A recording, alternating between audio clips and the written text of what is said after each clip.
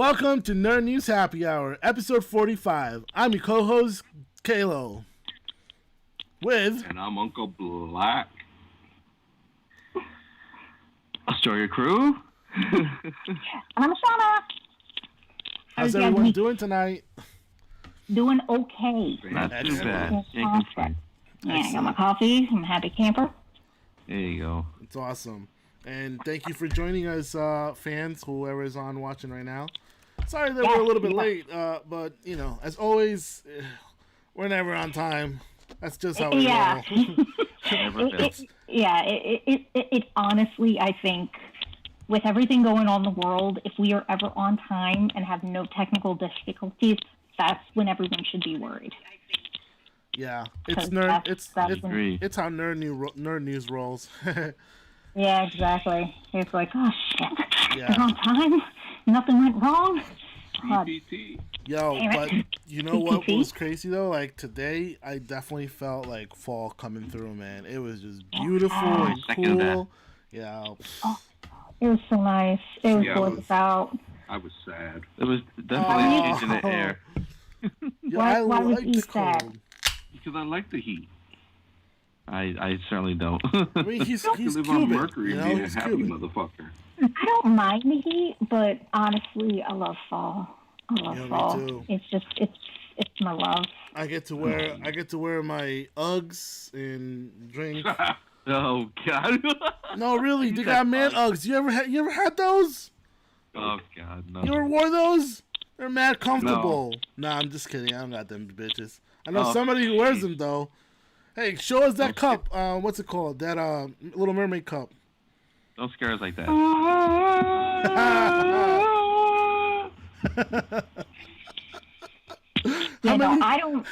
don't. How many of you have... go ahead. Sorry. No, I was just gonna say I don't wear Uggs for multiple reasons. One, they ugly. Two, they're ugly. Three, they're expensive ass ugly shoes that are not. They're not friendly to animals. When you say it like that. Like your feet stink, bro. Like not yours, but I'm saying like people who wear Uggs, they know. They know. No, my feet.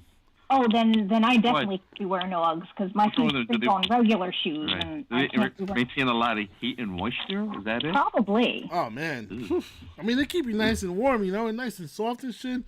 But here we go. Yo, oh no! Why? No, man.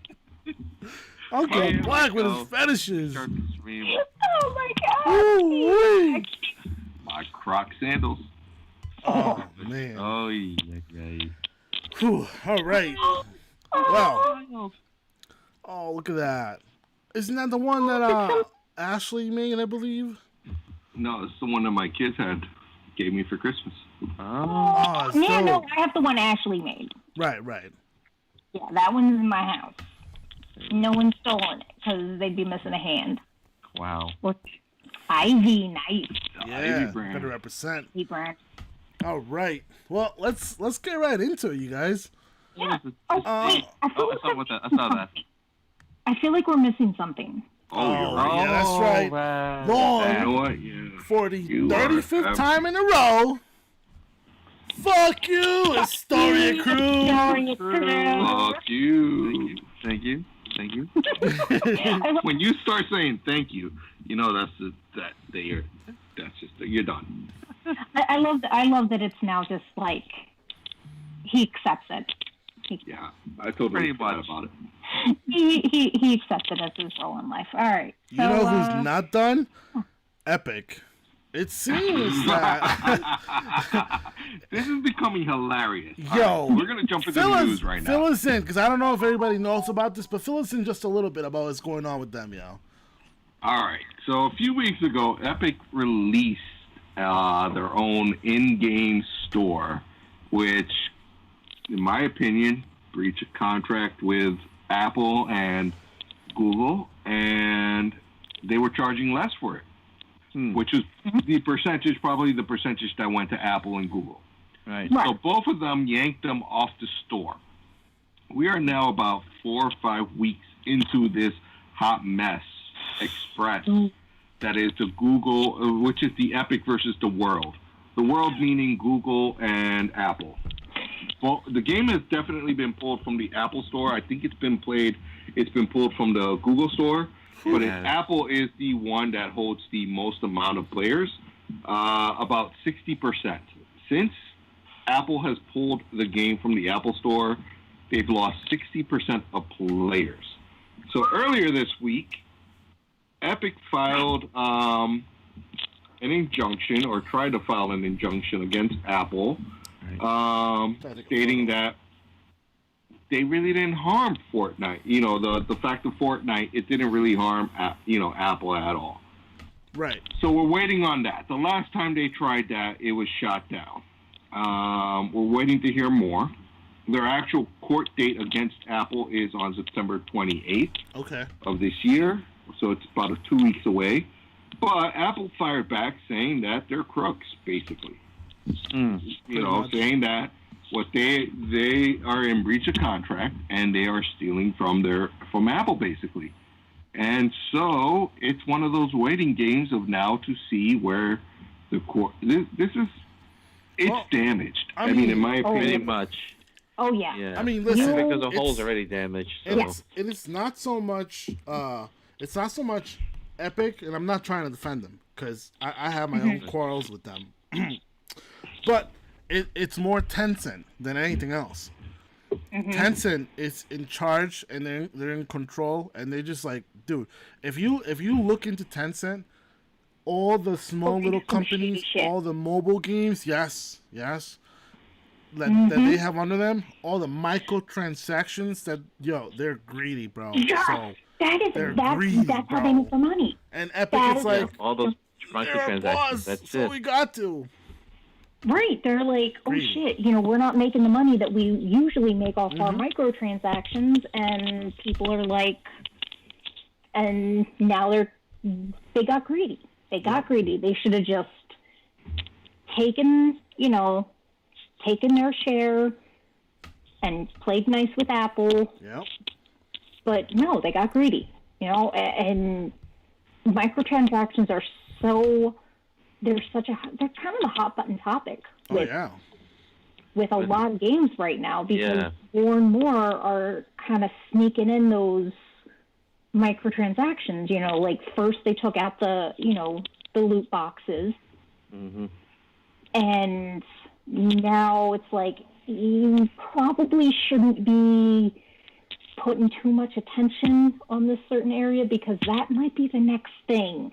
And if that's your sole way of making money off of your game is the microtransactions, and they pull that, you fucked.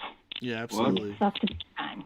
It's turning into a pay-to-win system, and pretty much. The problem is that a lot of states are saying that it's gambling. It's a gamble. You're paying X amount of money to get a box of which you don't know what's in it. Right. It's a randomizer. You don't know what you're gonna get. Right, and it's they try to cover it up and say, well, no, you know what you're gonna get. We'll tell you what you're gonna get. Right. But it's a microtransaction that if you won't, it's one thing if it's if it's frivolous, if it's a skin, if it's aesthetic only. But some of these things are crossing into the territory of it unlocks a mechanic, it unlocks something that you need to progress your game. Right. Exactly. And now it's like, don't bite the hand that feeds. Yep. No, exactly. Do not bite the hand that feeds. So, like, I play a game that relies on a lot of microtransactions. Okay. It's Star Trek Fleet Commander. I have not spent one dime of money on that game because I don't believe in that. Right. Yet I'm still. You got to grind to get to where you are. Right. But I'm like at a level 28, 29, which I bet you any average Joe Schmo would have paid. It would have been there in like 2 days to a level. Yeah, drop a couple $1,000.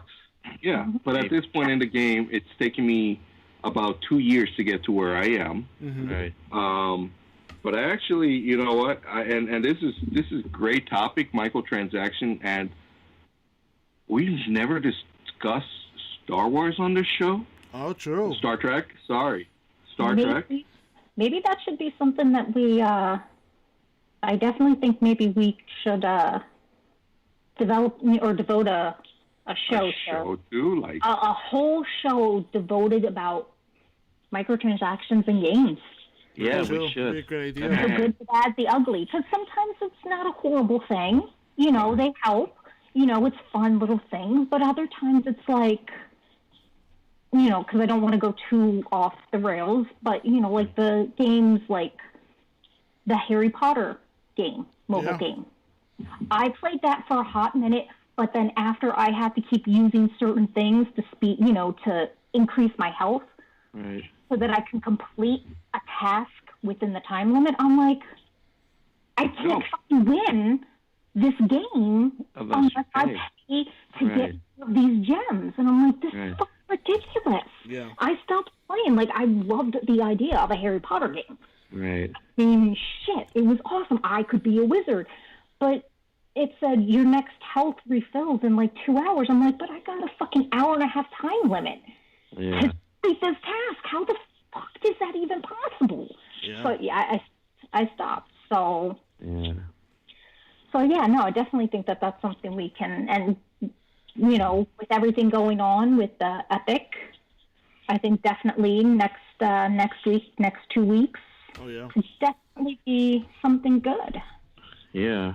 Yeah, something But spicy. yeah, speaking of versus the world, True. you know, else is versus the world. Sounds familiar. Oh, I know. I just said Scott Pilgrim. Yeah. Yeah. Bingo. Yes. Yeah, so in honor of the 10th anniversary of the movie, game is being re-released. Yes. Now, I never played the game. I have. It's Really? hard. It is hard. It's Oh, hard. Yes, that's what she said. The first level is not bad, but the difficulty just ramps up. It's insane. It's fucking, but it's fun. Yeah. The game was definitely different than the movie. Yeah. But what I've heard is that it's actually spectacular, the game. Yeah. 2D beat 'em up. Yeah, it's a 3D size beat 'em up. It actually it's more akin to the manga comics than the movie.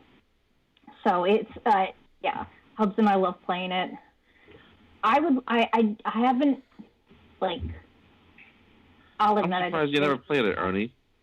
I didn't really read the article fully, so I don't know. Is it coming out as a physical release? No, I think for the way it's sounding, it's only digital on PlayStation 4, Xbox, and Switch and PC.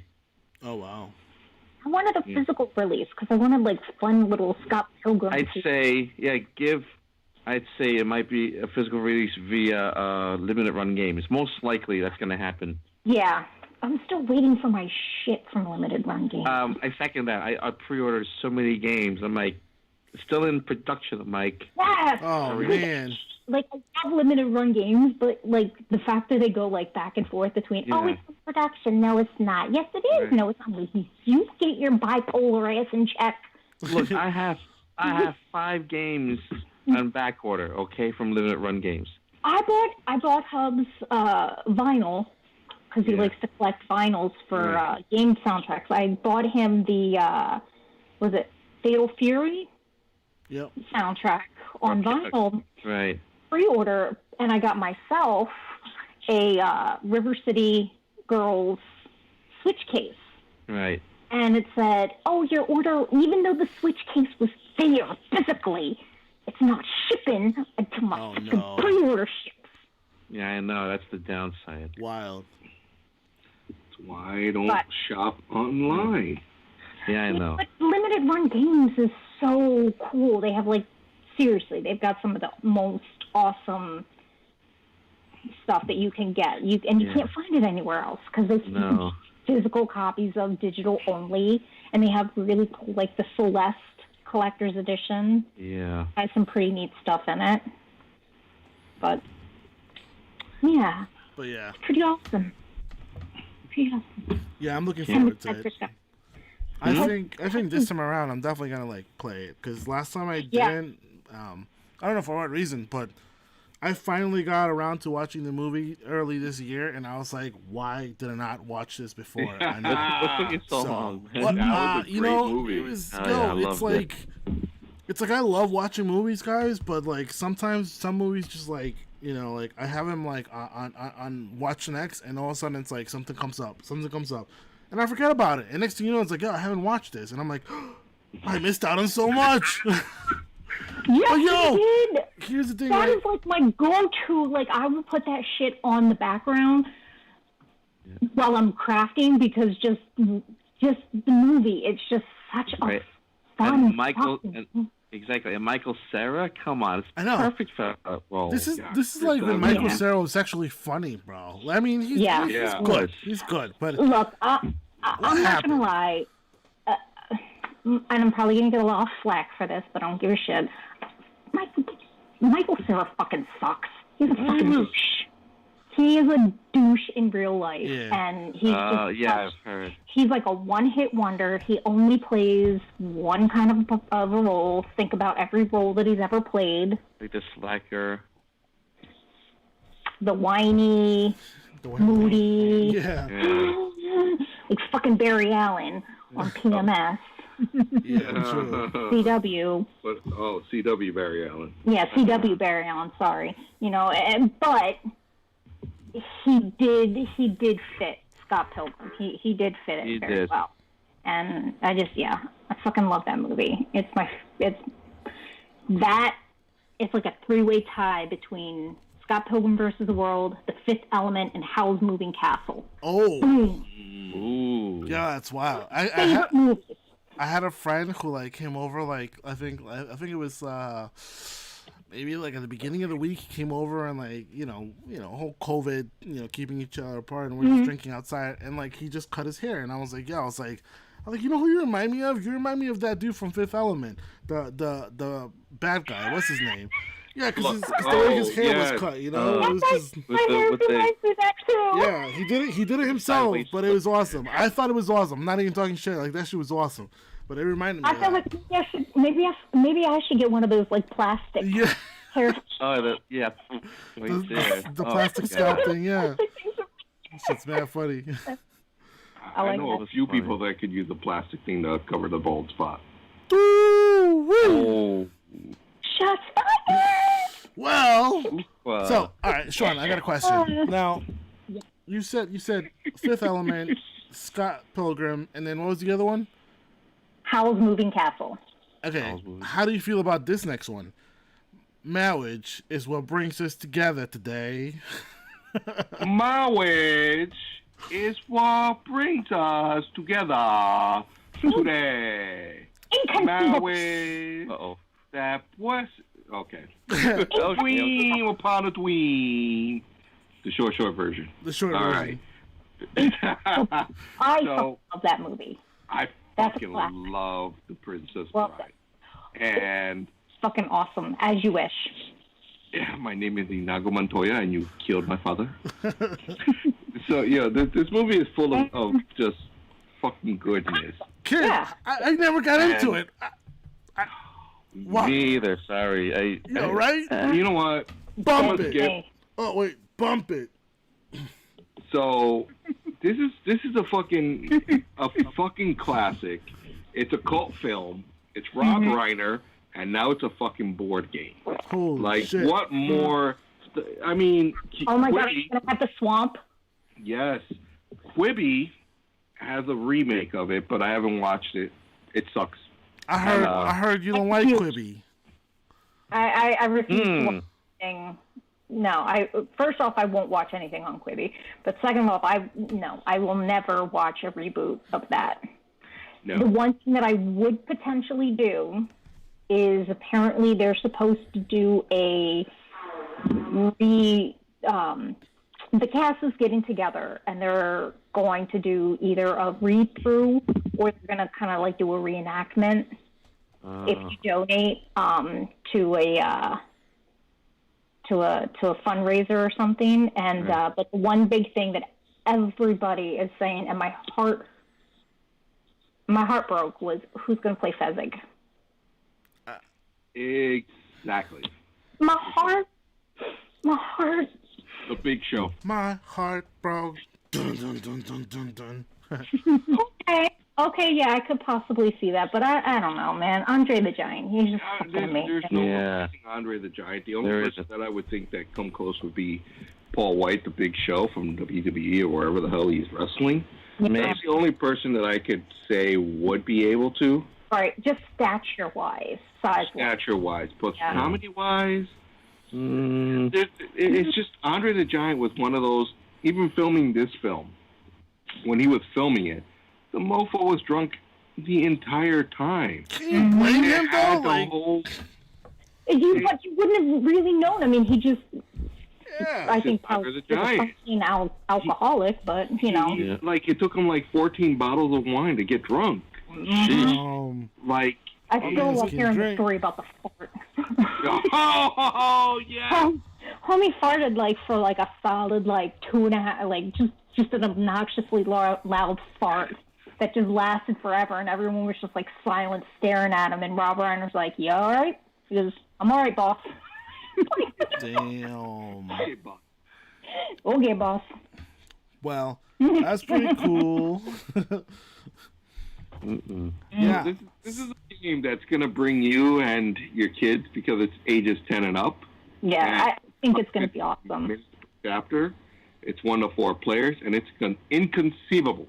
Inconceivable. Fucking love this movie. Like, I'm excited. I just started playing Munchkin, but if I could get my hands on this game, I think, you know what? If they make it on the lines of something like Munchkin, that would be fucking dope. So you just started playing Munchkin? Word.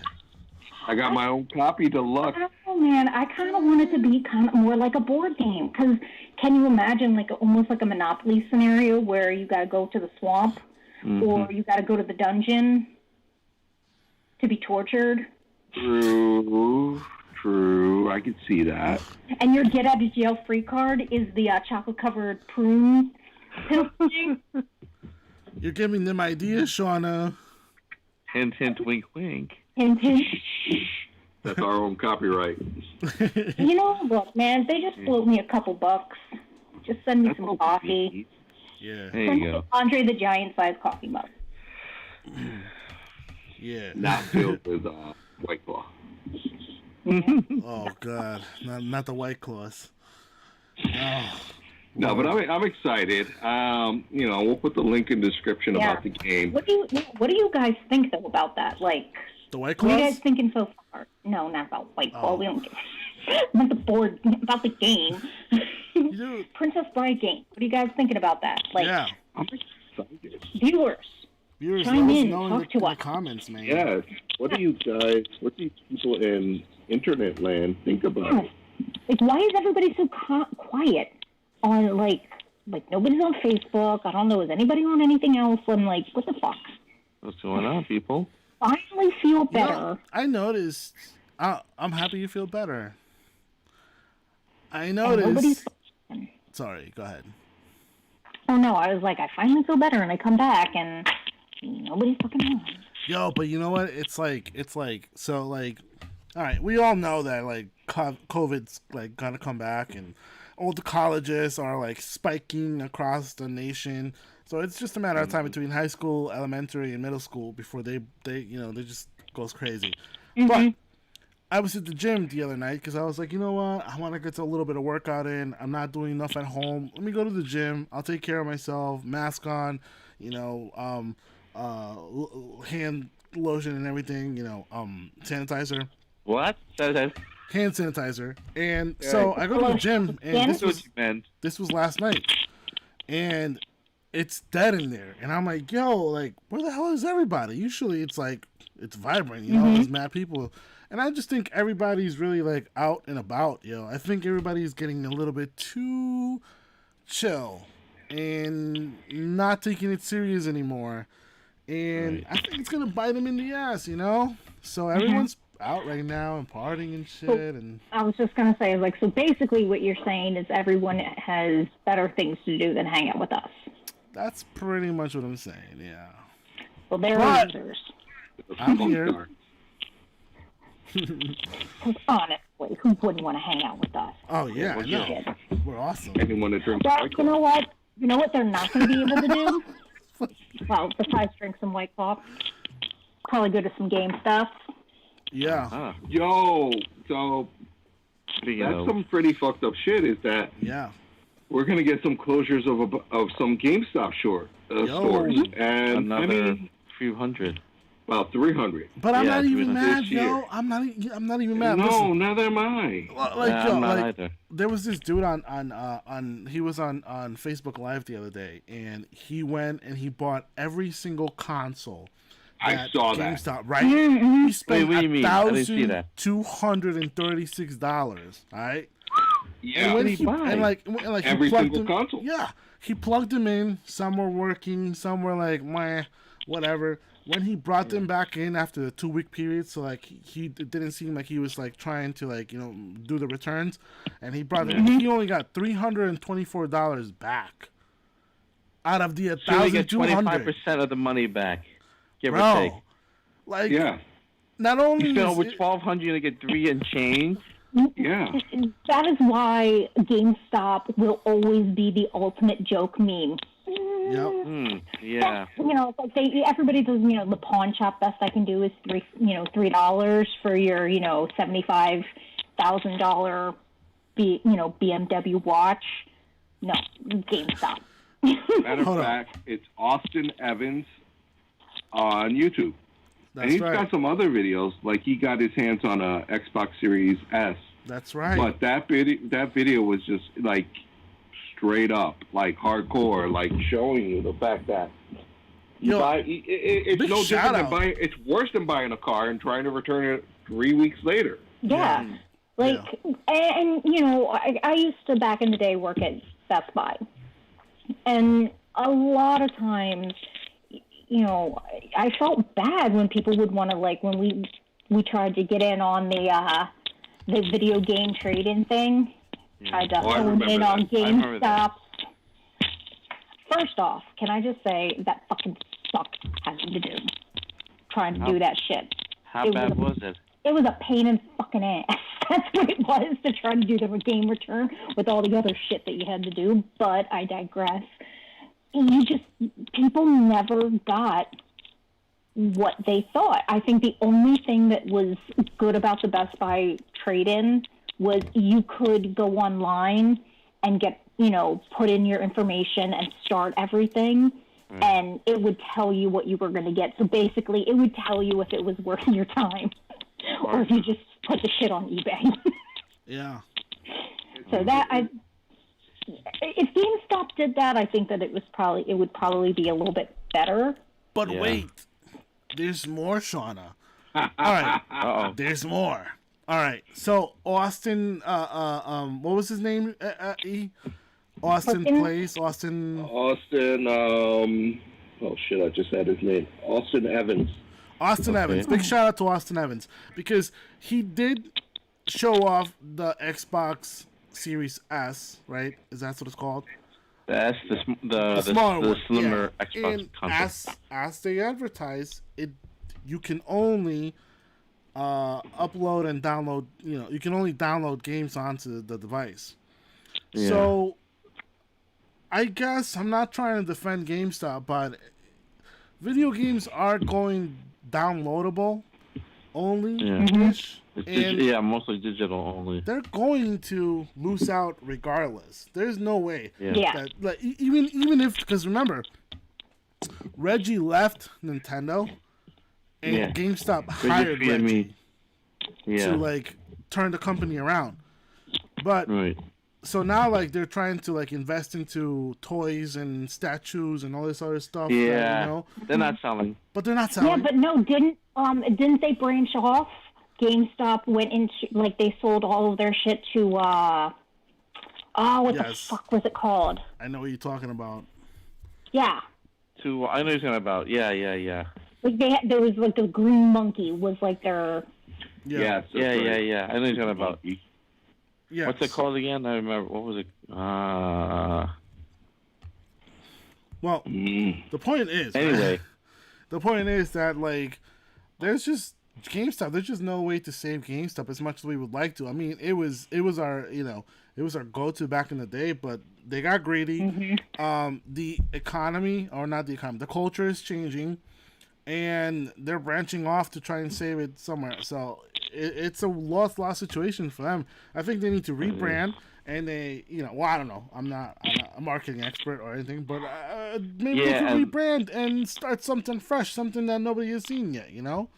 So the whole thing is, you're right. They need to rebrand. Yeah. They need to give. You know what? Rather than giving me cash for a game, if I'm going to go trade in a game, give me a lot more credits towards the next game in-store credit. Make me want to come back. That is the other thing that Best Buy did right.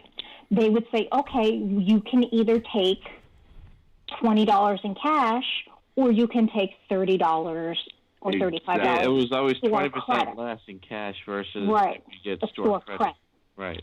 But you rarely got that option with GameStop. Like, they were more pushing the money, whereas we were pushing the, okay, well, you can blah, blah, blah, blah, blah, or you can get the store credit, which is more money. True. And I take the store credit because I'm going to turn around and use it right away. Exactly. Yeah. It's like that was the big thing is, why just give somebody money when they are going to turn around and walk out with that money and spend it on anything? Rather than spend it within house. And that's where their flaw was. Their market flaw was the fact that they gave out cash. Not even Funko Land, when Funko Land was alive. Funko Land didn't do that. I believe they gave you store credit for another purchase. Right, but also look at the pricing at the time. Look at the pricing for what you would get if you wanted to buy a game. So you turn in a game, and I'm just for argument's sake, I'm gonna get $1 for a game that I paid whatever, but they're selling a game for 59 cents. Holy shit! I could buy 2 games. True. Right. Yeah. True. They had the right idea. And if I'm wrong, someone please correct me. But I seen that was what their model was, from what I remember, when Funko Land was around, which eventually got swallowed up by guess who? GameStop. Right. EB Games and GameStop. Yeah. EB Games brought out Funko Land, and GameStop brought out EB Games. Yep. So. And I miss Electronic Boutique because they had everything. Yeah, they had games, they had CDs, movies. Right. Oh, yeah. They're T-shirts. It seems like so long ago, right? Oh, my God. I loved EB Games on Steinway Street. So growing up, me and Long, we had an EB Games one side of the shopping locale, and then you had a GameStop at the other end. Right. In between, you had Play World. You had a comic book store, and you had KB store. KB Toys. Yep. But the Wiz, and what was that? Not Rainbow. Fuck. Yeah, Rainbow. Yeah. No, Coconuts. Oh, Coconuts. Yeah. Which you could buy so you had options, but it was like, for me, EB Games was the place to go to because they were a little bit more fair on their pricing, and the return policy was a lot better. Yep. Even if I copied the game and returned it back. Just saying. Just saying. True. Yeah. This actually leads to thinking about like EB Games and all that shit. Now that I recall, there's a story brewing around. I don't know if you get noticed, but there's like a console war coming. Like there's a show on CBS All Access. Yeah, it's coming next week. Yeah, you picked it up. Give us a little bit about it. Yeah. Give us more long. That was you. That was all you. Yeah, that was me. Yeah. So CBS All Access. CBS All Access is gonna have a console wars coming up next week. It's basically during the 1990s between Nintendo and Sega. Wow. So that'll be very interesting. It's produced by Seth Rogen. Seth Rogen. Right. Yeah. Oh. So that'll be interesting take. It goes into the nitty gritty. Even the lawsuit between that Sega levied on Nintendo. Yeah. That's gonna Yeah, be those interesting. two were the biggest rivals back in the day. I mean, if you want to see the trailer, we got a link in the descriptions to the show. Yeah. But there was another Netflix show that was similar, but I think this honing in closer into Strictly to two companies. Yeah. to the too big. Yeah, that I'm really interested to see. There's no content on TV now, so why even put it on CBS All Access? Just Yeah, put they it on should have CBS. put it online or something. You know what I mean? No, just put it straight onto CBS. There's nothing Right. else to watch. Right. Not- I like. I don't know. Like, I think there's so much. I don't know if maybe the companies are starting to see cable might be circling the drain a little bit more. And they're trying to slowly, make the switch to things being a little bit more online because they know it's only a matter of time before people start just cutting the cable cord altogether and just streaming everything. Yeah. But what could potentially happen is then the backlash of, well, now I have to pay for, I have to pay for HBO, CBS, NBC, da-da-da. It's like... all those streaming services. you're going to pay more. Right. Exactly. It's going to wind up costing more. If not the same. And it's... Yeah. Exactly. Yeah. And so it's... I think there's... I don't know. I will always maintain this. I really wish cable would have just come up with, like, an a la carte menu. Right. You could, like, you had your base, and instead of getting, you could get different packages that had just the stuff that you wanted to watch. Right. Not the prepackaged stuff like all cable carriers do these days. Oh. There's like 50 channels, and I'm like, I'm only going to watch like 5 of those channels. Exactly. Yeah. I'm not going to watch football. I'm not going to watch ESPN. I'm not going to watch I'm not going to watch the Spanish channel because I know. the only thing I know in Spanish is no hablo español. That's it.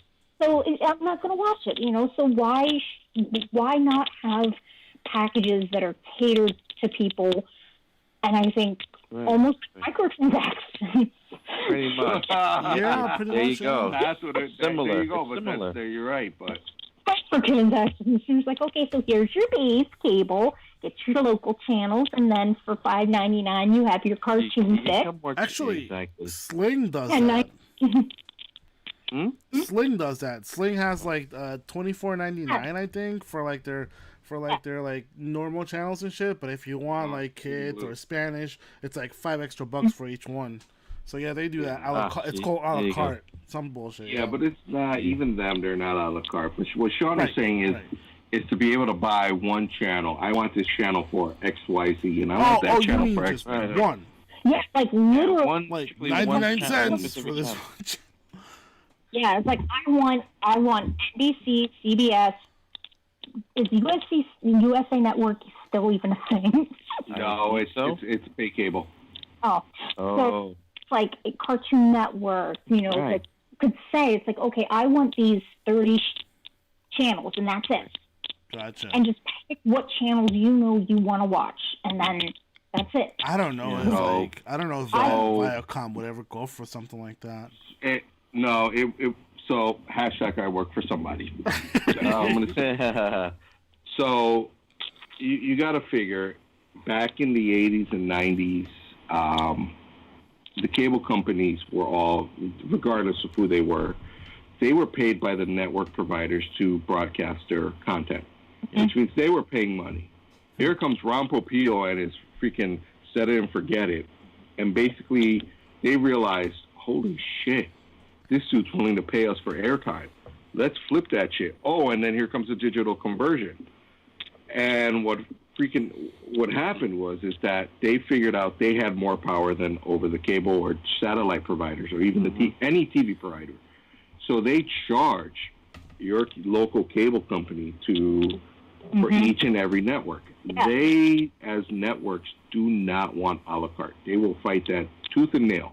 Because that means their secondary channels, like a Nick Jr. or like a Freeform even, will never get purchased by a consumer if a la carte were to ever be available. Could you imagine? No one's ever going to have MTV Classic because they're not going to pay for it.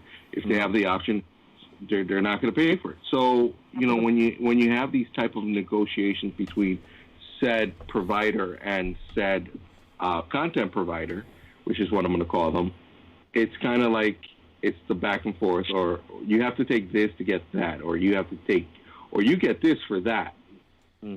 So will it? There's some states. Oh, yeah. What up, Odie? There are some states that have fought for a la carte, but it's one of those things of it's nearly damn impossible to ever get a la carte pricing channel by channel. I mean, if they were, and plus, here's the thing: if you were to like say we're going to keep the cost of per channel at $5, then that would make sense. But when you pay about $9 for CBS All Access by itself, can you imagine that setting a precedence for every other provider? Oi! Long time no see, bud. What? Oh, shit! Oh, shit. Got Jay in the house! Jay! Oh my gosh, it's been so long since all of us have been on here together. Exactly. It's been a minute.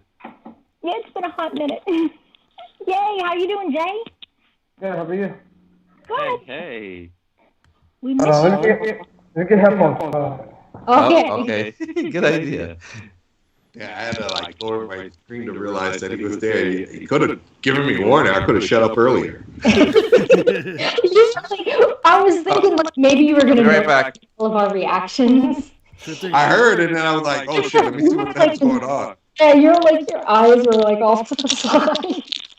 I was like, yeah, I know it's never gonna happen. It's never gonna happen because it just takes the states to be able to fight it. Like there's a company.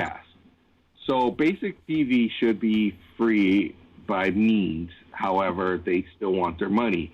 Right. Lowcast is a streaming service that's free to everybody, but they're being sued by the broadcast networks because they're saying copyright infringement, basically. But like in big cities like a New York or Seattle or DC, it makes or it's available in the big cities. Something like Lowcast should be available for those people that can't afford it, especially when they're not able. I want to know what G's laughing at. I'm sorry, it's just Odie said, who's gonna let one rip live, yo?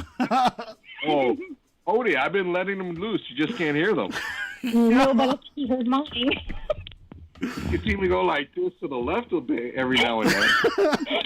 I just want to, if anyone didn't know, so I'm like, quick. Yeah, but you're. Yeah, I kind of had that little lift, and then I had the I'm guilty. Yeah, we can hear you, Jay. I'll be right back in 1 second. Guilty look though. Yeah. So just really quick, just want to let you guys know, the return of the Dragoon. It seems that Panzer Dragoon is making a remake. Yeah. Being made as a remake. Actually, let me clarify that, guys. Yeah. So, Panzer Dragoon remake was released early this year, only on Nintendo Switch. Okay. It was a timed exclusive. Now, it's gonna be re-released. It's gonna be released again, but this time on PS4, PC, I think Steam most likely, and Xbox. That's awesome. So yeah, I have a feeling they had to increase the graphic resolution because it looked pretty good on Switch, but imagine, higher resolution graphics, 1080p resolution. That'd be interesting. Yeah, definitely. But it ran fine on Switch, but when it was first released on Switch, it had a ton of problems. The aiming was off. The controls were wonky. Then it took them a while to patch the game, which is version 1.3, which will revert to the original Sega Saturn controls. Oh yeah. there was also a cheat. There was also built-in cheats. I'm like, oh, that kind of defeats the purpose of playing the game. But I'm happy. I mean, but again, it's going to be digital, most likely. But my man going in. hey, look, there we go. But yeah, and so another remake. Go ahead. Sorry. I'm just gonna say another remake is Sands of Time. I guess Prince of Persia: Sands of Time is getting a remake. Yes. According to Ubisoft Forward, so that's gonna be kind of cool because Sands of Time released in 2008 maybe. Last time they released a gen console video game. So I don't know. It's gonna be something definitely to look forward to. Also, Hyrule Warriors: Age of Calamity. Check out the trailer. It is in the description. So check that out. It was pretty dope. And then Zelda Dungeon Sound. Zelda gamers get a real life secret bomb. I don't know the story in this in one. Japan, but something where they were able to actually recreate it, right? Something like that. Yeah. No, someone actually found it in Japan. It was an actual thing. It was an actual. So was it an attraction? Out of a building. Was it an attraction? Yeah, it was. Something like that, right? And someone noticed that there was a crack on the side of the building, and they thought, oh look, Legend of Zelda. Yeah, right. Bomb. Wait, back up. Cracks open. Run inside. Grab the treasure. But wait. But I think the last time Prince of Persia came out was 2 years ago when the last Assassin's Creed came out. Okay. Mm-hmm. Yeah, it was. Because Assassin's Creed killed Prince of Persia. Pretty much. Because basically the first one was supposed to be a Prince of Persia, and then they decided, oh my God, this is such a great game. Let's try to make money, rebrand it as Assassin's Creed, but then they killed their own franchise of Prince of Persia. Right. Because it was probably I love Assassin's Creed. I love I love them all. Just the game mechanics were just so different. Yeah. And it just had such an immersive storyline. I think it was probably, for a console game, one of the most intense storylines that I'd seen. Yeah. Dee is watching. Hi, Jerome. What up, Jay? Yeah, actually, James Odie asked if where's your mug today, Shauna? It's not as big as some of the other mugs. But it is a Little Mermaid. It is a Little Mermaid. But it's hard to get progressively bigger mugs when you already start out with a huge honking mug. I'm do you know how hard it is to try to find one under the sea? Yeah. Yeah, exactly. I'm all right, so most of my mugs are 32 ounces as is. So I'm great. How do I get something bigger than that in the store? I got one. You got one? I got one that's about a gallon. Damn. Well, what is a plant holder doing in a coffee mug? True. I don't know. It's a plant holder shaped like a coffee mug. Oh. It's a coffee mug that you're using inappropriately as a plant. Unless it has a hole. So true. Unless it has a hole in the middle. Yeah, it does. Oh. So. What the frack? So you know what else is really cool? Metroid 4. The recently Retro Studios hired a game industry dev, veteran Dylan Job, to help with the next installment of Metroid Prime 4. So hopefully we'll be able to see this with the new Nintendo Switch Pro. Maybe you heard that, right? Yeah, Nintendo maybe. Switch it's a possibility. Pro. They're asking the content creators to make everything 4K ready. Mm-hmm. Right. And news did kind of leak about a Switch Pro, but Nintendo's keeping really tight-lipped about that. Did you see those prototype pictures of the new Nintendo Switch Joy-Cons? Yes. Yeah. They've been talking about a Nintendo Switch Pro for about a year now. Yeah. And year and a half. Yeah. Year and a half. So it's going to be it's the next I probably would spend more money on that than anything else. Mm-hmm. Just the fact of that Zelda game that's coming out, or even Metro. And I don't know because the last Metroid I played was Metroid 2, Super Metroid, on the Game Boy. Oh, Metroid 2, yeah, that's a classic. After that, I lost interest. Really? Wow. Yeah. Well, wait, because... didn't you play Super Metroid back in the day in '94? No. 95? No. What? No, that was GameCube. What's wrong with you? No, Super Metroid was only on Super Nintendo. No, Super. No, I don't remember. At GameCube, it was Metroid Prime 1, Metroid Prime 2, the 3D Metroids. Yeah. Well, no, I'm not playing those. Wow. I didn't get a GameCube till recently, about maybe a year ago. Oh, jeez. Wow. You're about 18 years late to the party. No, I'm not late. I just didn't care for one. I didn't give a crap about the GameCube. There's better stuff out there. No. I waited 6 months. The best shit on the GameCube was Resident Evil 4.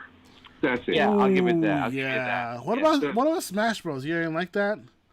No, I don't care for Smash Brothers. That's a bullshit game. Oh wow! Why you gotta hate, bro? You heard that, fans?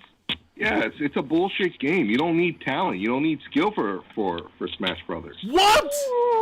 Here we go. Yes, you do. No, you don't. You need skill. You need skill. Oh, here we go. Yo, where's Travis? Where's Travis? Get him in. You don't need skill. You don't need skill Look, to bounce someone off a screen when they're already off the screen on Smash Brothers. But here you we need go. Skill for a game like Mario Kart.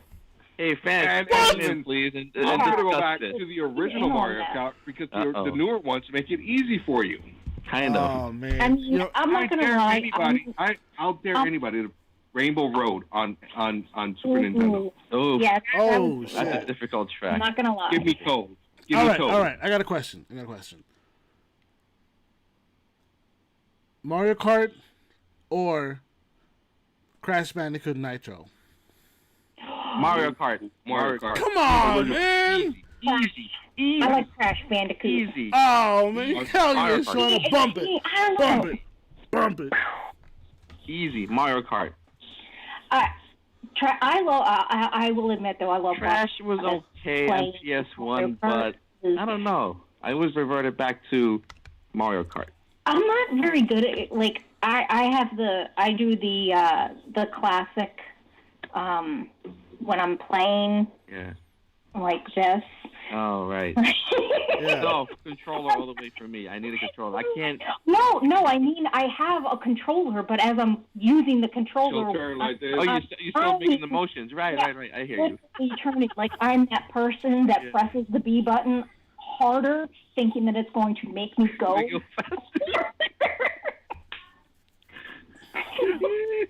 And Travis, I always think that you press it one harder, you're gonna go faster. No. Sit there and he will say, "Babe, it's not going to make you turn any better to turn." No, but it's your natural instinct. I'm like, oh look, I gotta go left. I'm gonna go this way. I'm gonna go right. I'm gonna go this way. I mean, yeah. So, I mean, I'm just not very good at this game. Because I got kind of coordinate. That's why I stick to Dungeon Crawl. There you go. I'm pretty good at racing games, card games, that sort of thing. So yeah. Except asshole. You're not good at asshole. Cool. You guys never played asshole? No. All I think about is your kitty cat. Oh. Ghost. Uh-oh. No. No. But yeah. I mean, I don't know. As far as Smash Brothers, I think that there is. You either are a button masher or you're skilled at it. There's no in between. Yeah, it's one of the other.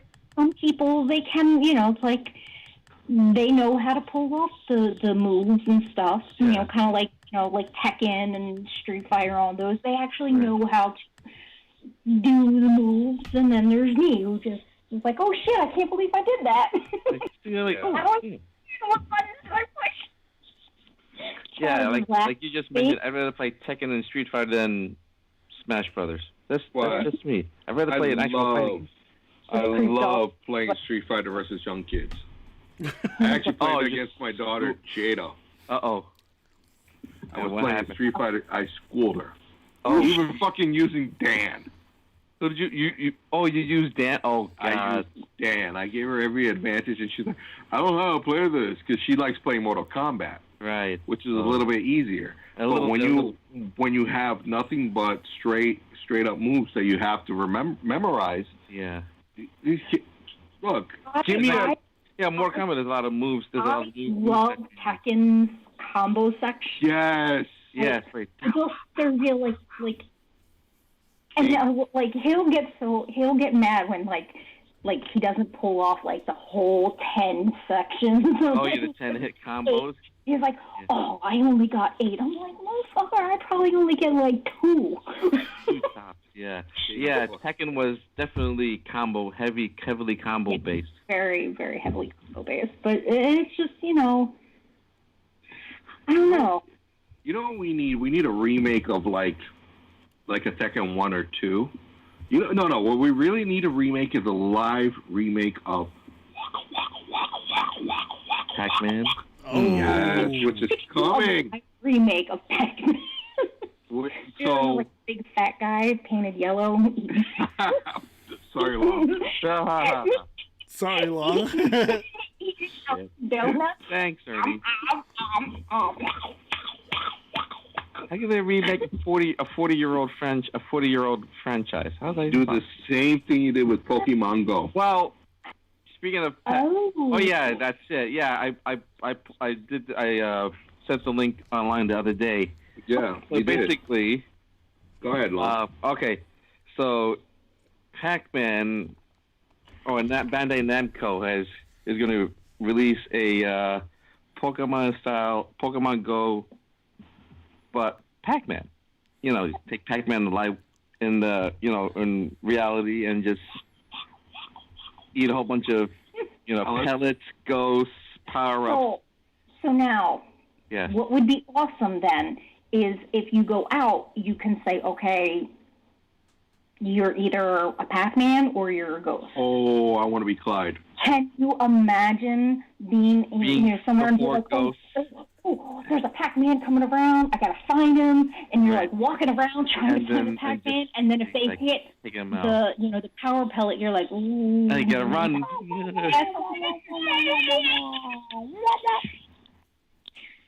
That would be something I'll download. Sue.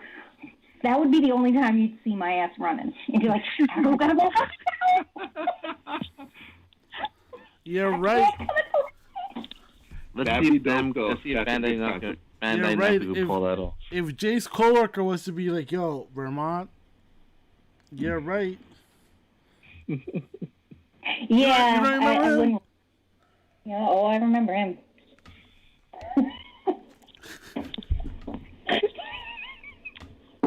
So yeah. So, Let me drink a little bit more. Oh, Jay, what you drinking?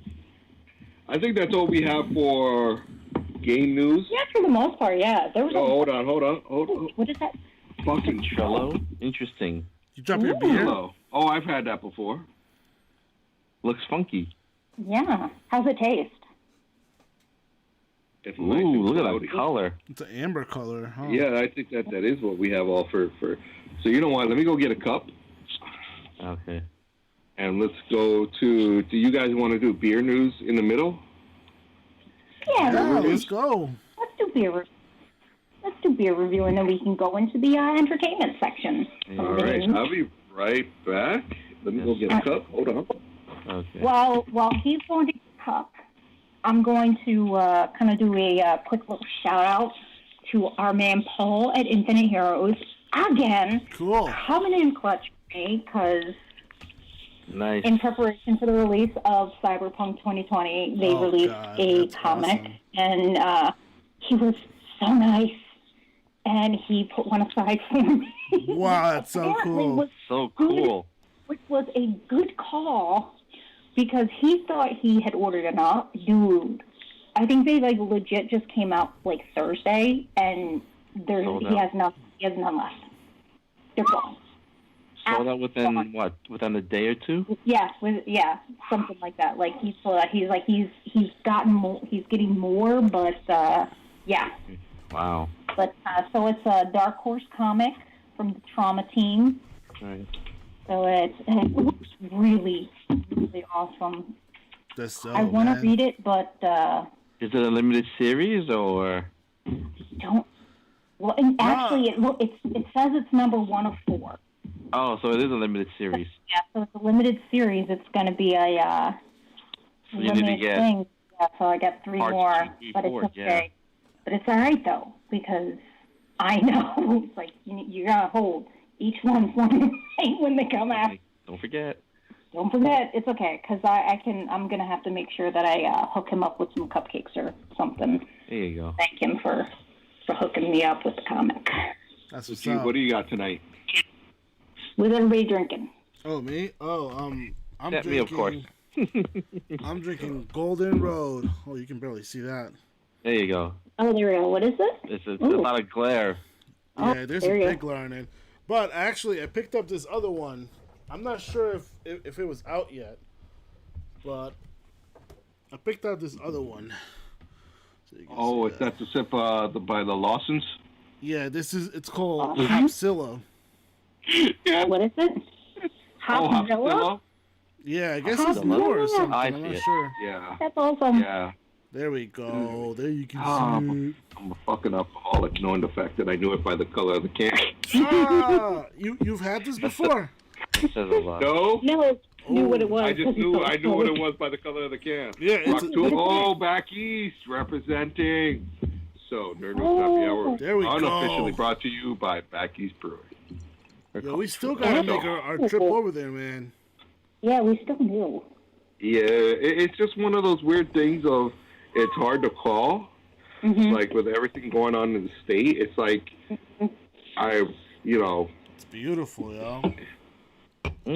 I am drinking Public Access Final. Public enemy Perfect. number 1. Huh. Nice. Oh, that's pretty. It is a. It smells so good. Shout out to Rip It is- Taylor. What up?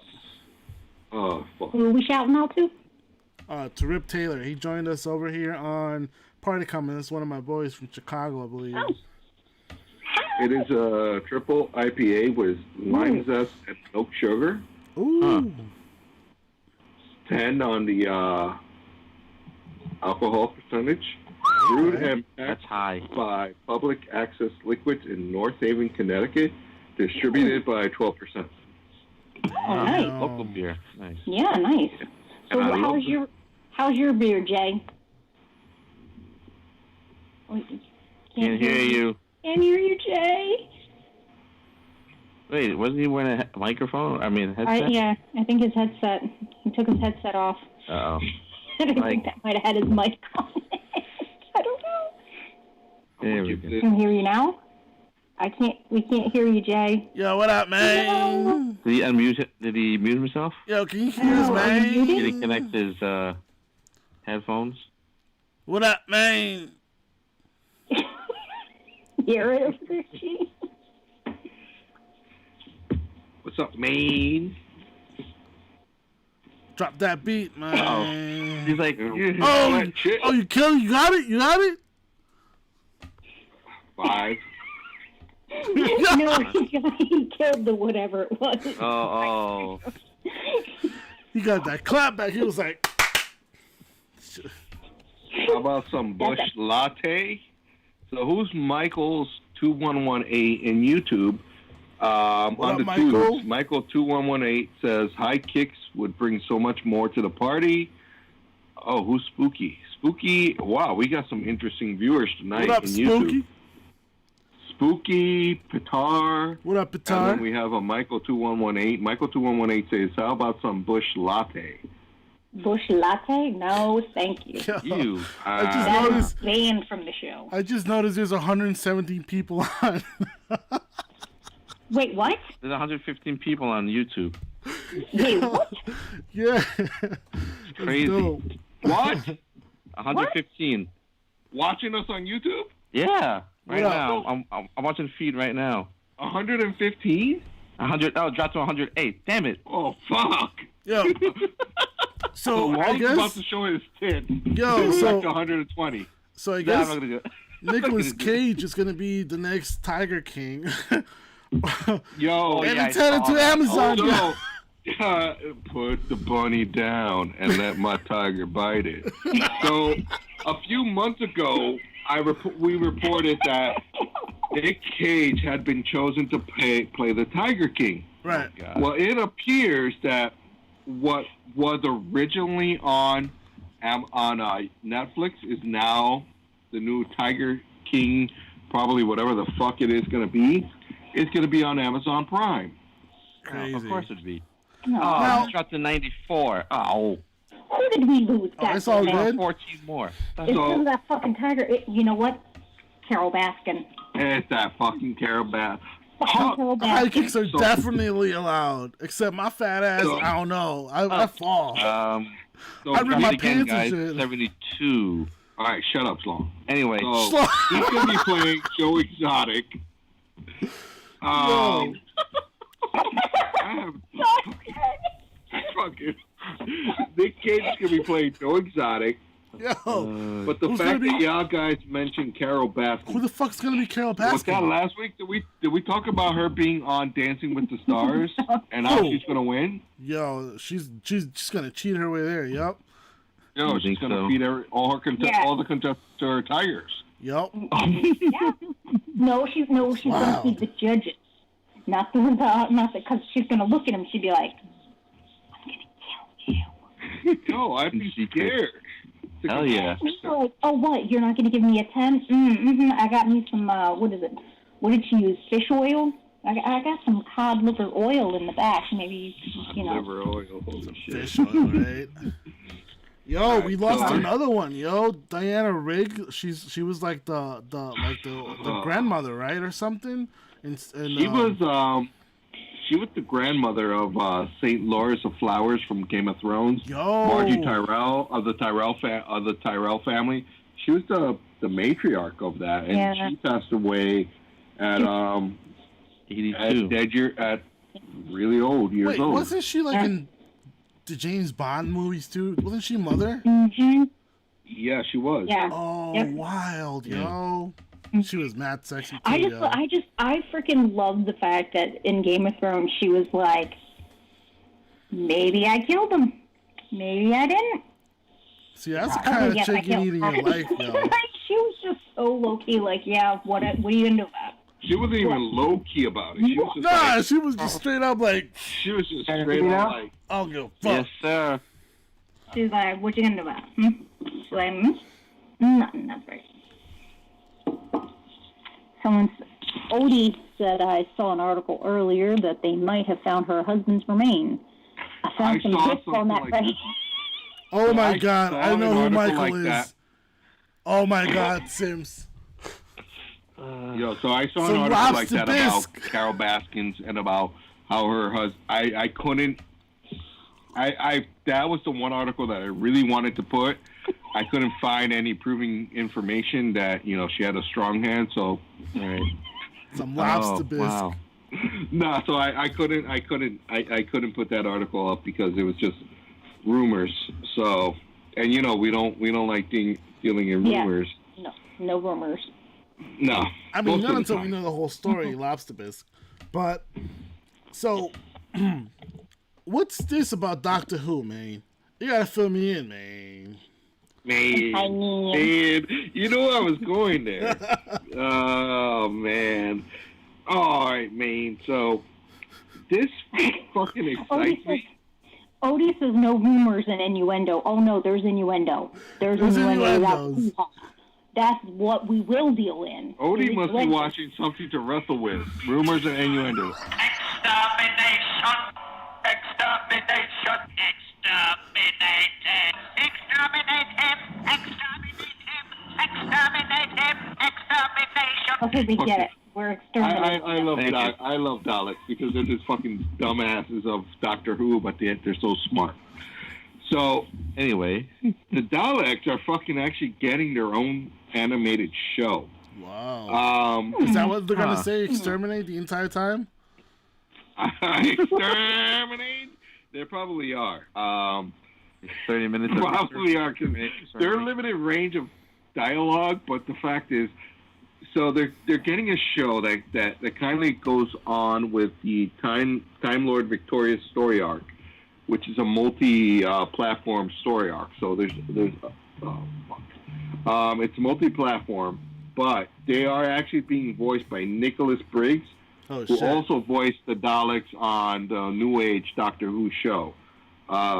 There's actually a link to the trailer. I don't care for the animation style, but I actually like the fact that the Daleks are getting their own storylines. Cool. Sometimes I feel like it's good to be able to understand characters. Yes. When they get their own storyline. So, I mean, not like we're going to, catch feelings or, feel bad for the Momos, but, at least now we can see what they're maybe it'll answer why they've got a fucking plunger and they're running around with a plunger. Exterminate. Because, maybe they're trying to exterminate the toilet. Maybe or the shit that's in them. Exactly. I don't know. You know who I caught feelings for, though? You know who I caught feelings for, though? Like, watching RoboCop get, like, fucking sausaged, chopped up and shit. Like, yo, that shit, that shit hurt, man. But now, I guess there's a prequel to his, a series prequel coming up, which is really dope. Because, like, we never, I don't know about this. Why not? That's a classic. How you gonna have a RoboCop series without RoboCop? Right. I know I get it's gonna have the origin of OCP, but thank you. What's going on? I mean, where's RoboCop? But maybe at the end, and then they'll continue it.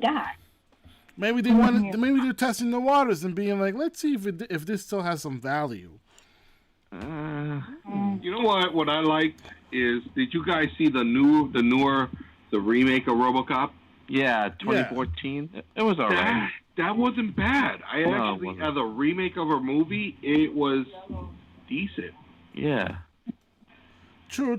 And I'm not one of those that hops on the bandwagon about movies that are remakes, but actually the fact that he had a motorcycle made more sense that he was driving around in a Ford Taurus. Yep.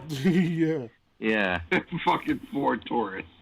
Like a blue Ford Taurus. Yeah, the whole fleet were Tauruses. Jeez. Yeah, that wasn't a freaking... because, look, it took place in Detroit, and, Ford is based in Michigan. Yeah, but if you watch RoboCop 3, you're a fucking douchebag. No, never saw it. Never will. No, you're saying that now. You probably see in the background, like, RoboCop 3, to the leprechaun. Did you say to the leprechaun? What? To the motherfucker. Toodaloo, motherfucker. Long would say something. Schlong would say something like that. Schlong. That's what we call him, Schlong. Well, or Lang Gang. Oh God! Love to call Lang Gang. No, don't start. So I saw this other article earlier. I don't know if you guys noticed it. It was about Ryan Reynolds bringing back Rick Moranis. Did you see that? Yeah, I saw that. We actually had a comment on Facebook. Okay. By Carrie Taylor saying that this was an old article. Oh, okay. But I don't know, because this article has been circulating this week. Yeah, true. And I'm sure I would have caught it. I thanked them for fact checking, but I don't know, the fact that it's and the link is in the description, but I don't think it's an old article. I think maybe what he was talking about, maybe Ryan Reynolds had some play with it, with the whole article, with the whole video, but it was brand new. It's weird to see Ryan Reynolds come, do something. Maybe he's trying to go the Deadpool route and just like little bits of pieces of just like dropping breadcrumbs around. Maybe they're going to announce some Deadpool 3 or some shit. Well, no, he's advertising his Mint Mobile. So Ryan Reynolds has some stake in Mint Mobile. He has probably high stake in Mint Mobile, and that's what the whole video was about. Okay. Like, dude, it's Canadian shit. Canadians. Yeah. Speaking of Canadians, right? So, Canadian. The Canadians, eh? Eh? yeah. So, you guys know about, like, Willy Wonka and the Chocolate Factory with their golden ticket, Yo. right? I got a Yeah. golden ticket. He's got a golden ticket. We're gonna get a golden ticket and buy Jelly Bean Factory. I'm telling you, we should all chip in because the owner of Jelly Bellies is basically he's doing a contest, and you can buy in, and once it goes live, I think it's like $40 to buy in, and you get clues because each state has like a necklace or something, and each, you find this necklace based on the clues. And if you find the necklace, then you get into the final drawing to win the Jelly Belly Factory. Which I say we do it and we start cranking out craft beer flavored jelly beans. Oh. And coffee jelly beans. Yes. I'm gonna stay away on that one. Ooh wee. Oh my God! Can you imagine giving it to kids on Halloween? Look, it's better than snot and dirt flavored jelly beans. But the grass flavor is so good. What? They really do have like snot After you flavored have jelly the vomit, beans? after you have the vomit, They could really or have the that? rotten egg. Yes, it's the Harry Birdie Potter Box. Birdie Box. Birdie Box. There's some nasty, like rotten egg, vomit, earwax, dirt. Dirt. And it really Grass. tastes like that Grass. shit? I have no idea. I refuse to eat them. I don't want to know You ate what. them already? Oh God. I don't want to know what earwax or vomit tastes like, so I'm gonna pass on that. So I've had to. You've had it? I've had Birdie Box. I'm mad my dude is Yeah. carrying fucking Baby Yoda But this the- entire time so- on his chest, just chilling in the pouch. He's slowly drifting away.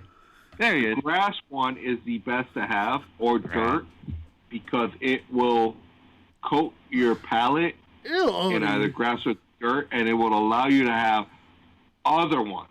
So if you know what grass or dirt looks like, you set those aside, and then you go broke on all the other ones like rotten egg or all the other shit. Apparently, there's a game that you can play with them, and you spin the dial, and it's like, all right, so you pick up, you have to pick from one of the colors, and it's like you got a 50-50 shot of it tasting like shit or tasting like chocolate. That's so, why I good like luck. spin the bottle, you know? Like, you got a Shit or 50-50 chocolate? chance of, Isn't that like... the same thing? Yeah. I don't know, man. That Color. is not the game of spin the bottle I would be down to play. No, neither would I be. I'm just saying, like, when you used to play spin the bottle, not everybody knew how to kiss. I'm just saying, it's like grinding Did teeth they and kiss? shit. Ugh, gross. Yeah, bad experience. So bad, I don't bad. think Long's ever played spin the bottle. Yes, I have. That's fucked up, yo. Who the fuck come on, wanna play with you? How you gonna do your boy like that, yo? Yo, who the fuck would ever want to play with you? I never played. I spin the wasn't bottle. there, so it never happened. Koreans, Yeah, Koreans would. I No, never they- played it. That's You'll have to tell me. Filipinos? You never played it, Filipinos? Probably not. I'm making that shit up. Anyway. Shauna. Oh, so you're making that shit up. What Yeah, do you, Shauna? What do you mean you never played it? Never played it. The Never Amish don't played do spin that the shit. bottle? No, Amish don't play that game. Oh, I played shit. Truth or Dare, but spin the bottle, I don't recall. My memory is kind of cloudy, so yeah. Look at JJ. Yeah, that's the way you're going. Oh fuck! I So shut maybe myself you up. did play. I don't Maybe you recall. don't remember. Yeah. That's the one I recall. Yeah, I like, was you- mostly Truth why? or Dare, but that's about it. Hey, what? Kiki was there? was it 7 Minutes in Heaven? And did you maybe have the chicken game, the gay chicken, where you had the? What? No. What the hell is that, Sean? Yeah. What the hell is that? See, Whoa. See, this- Elaborate. Gay chicken and... No, it was. this is somebody what I'm talking about. What the hell is that? Yeah, no. It was a joke that apparently nobody else heard of. But Oh, it's Oh, a Pennsylvania joke, so tell more. Oh.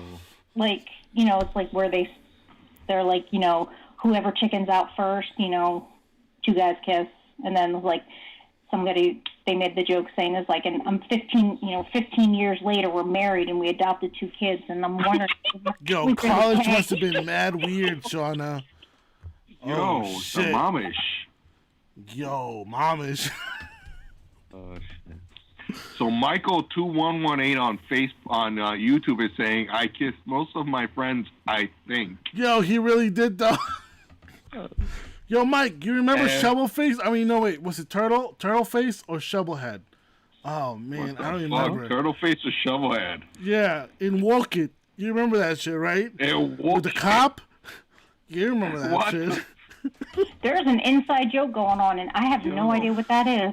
I love that shit. Huh? I love that. No, because I want to hear the story later. You want to know, right? I think it was So do the Turtlehead. fans. Yeah. Mike I knows. think we need to know more about this. Mike knows what's up. Yeah. Jay knows what's up. Look at He's like, I like Ninja Turtles. That's all I know. I ain't saying shit. So, Nope. So what do you guys have to think about fucking... He goes back in Nam in the 90s.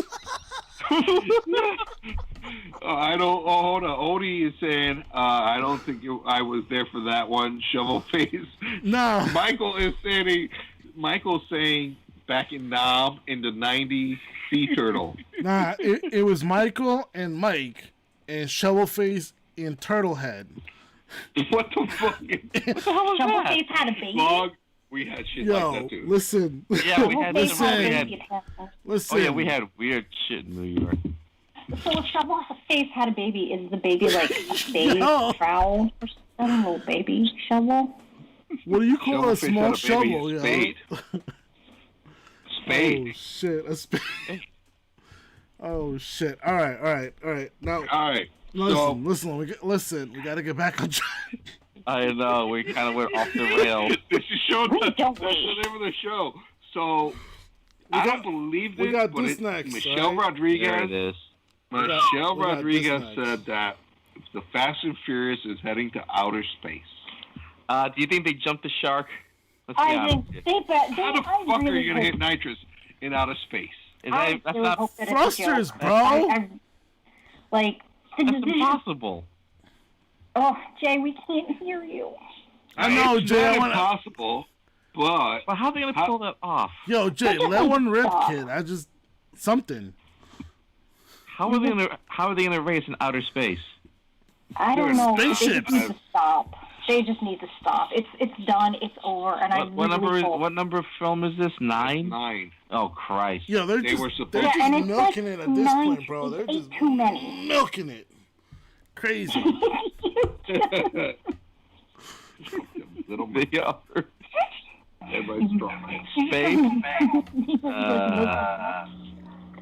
All right, but did y'all catch those pictures of the Mandalorian season 2? Yo. Ooh, yeah. Even Carl Withers. Yeah, other than that Rick roll that you did. Yeah. Oh, that one. I was all kinds of excited to see my baby. Yo, what's up with Gina, yo? With who? What's up Carano? with Gina? Gina Mac something? Gina Carano? Yeah, what's up with her? Wasn't she in the news for some shit? Oh, yeah, she was. What was it about again? Where'd Jay go? Did we lose Jay? Yeah. Oh, he's right there. She must have said something that set a lot of people off. What was it again? I'm a lesbian. No, not that. Okay. I think Jay got off. Fuck. I forgot what it was. I don't remember. Oh, Give me a second. I'm going to find it. Give me a minute. You guys hear me? Yeah, what's up? Hear you. There we go. Give me a minute. Damn it. Yo, Jay, listen, I know you haven't been on in a couple weeks, though, right? But I just want to know how you feel about Chadwick, man. I really want to know, man. Oh, yeah. Okay. Yo, I'm out on this. You're one of his biggest fans, kid, and I really want to know, man. Let Long finish what he's gonna say because no, I'm gonna find it. No, you can talk about Chadwick, Jay. I'm gonna look for the story that I shared. Give me a minute or two. I'll find it. Yeah. So while he's finding it, you. So yeah. Okay. So my friend Kevin told me the news, and my heart sank. Yo. Like, I was like, what? He was like, Chadwick died. I was like, I was in disbelief at first, you know? Mhm. Yeah. And I know a lot of people look at the movie as not that big, blah, blah, blah, you know. It was not about the CGI or anything. It's what it meant to us, people of color. You know? We was not portrayed as slaves in that movie. We had our own country. We were kings, queens, princesses in that movie, you know. It had a deep message to show young kids of color, you know, that we can be more than what Hollywood has portrayed us as. Yes. Yes. And Totally. to see a movie produced by Disney, and some of the lines in that movie were said in that movie, because when Killmonger was dying, he was like, bury me in the sea. I was like, oh, Disney, listen. Yeah. Mhm. Yup, I know what you mean. Yup. I read an article that line was in there because of Chadwick. Yeah. Oh, He's like, that's not what Killmonger would say. He's like, this is what he would say. Yep. Well, I'm like, damn. Chadwick as a person, what he did, having cancer those years, and doing all those movies. Yeah. Because he was set, like, he's not doing it to be selfish. Mhm. Like, he could have told the studios, any studios he worked with, like, I have cancer. Would they hire him? No. He did it because he wanted to, it was his passion, you know? Yes. Yeah. Same time he's looking out for his family. He got married secretly. We didn't know he was married. True. Yeah. He got married. No. We didn't know he got married. We didn't know he had cancer. But he was doing these movies. The last movie I think he was in was Five Bloods. And one of his co-workers on that movie was like, regretted, like, not getting to know him because he thought that, because Chadwick had like a personal massage person who was taking care of him. He had like a personal team with him. And he thought Black Panther money is getting to him. Yeah. What he didn't know is he had these people with him because he's sick. Yeah. Wow, the guy was like, man. I feel like shit now. Yeah. He judged them. That's and tough. he was like, you can't get mad because nobody knew. Yeah, no, you know, he was visiting kids with cancer to give them, you know, to visit them and, you know, give them some kind of joy. Meanwhile, he's battling the same thing that they're doing. Like, doing all of his own stunts and doing, you know, being so involved. And I mean, you gotta admire the guy, and you gotta respect him for everything that he's done. I mean, he is just, the world did not deserve him. No. The problem is we didn't. We took him for granted. Yeah. We did. The problem is that a lot of people see him for Black Panther, and no one sees him for everything that he did before, and that's like literally, I saw 42 like multiple times. The first time I saw 42, I was just like, it got me emotionally. Yep. Yeah, I was like, that's the first movie I seen him in. Yeah, and it hit me on an emotional level because, dude, it's not even about Jackie Robinson, but he really portrayed the troubles and the hardships that Jackie Robinson went through to the point of like, I can understand. That's Yeah. it. And it hit me in the core, like holy shit, like That's the talent that he had, bro.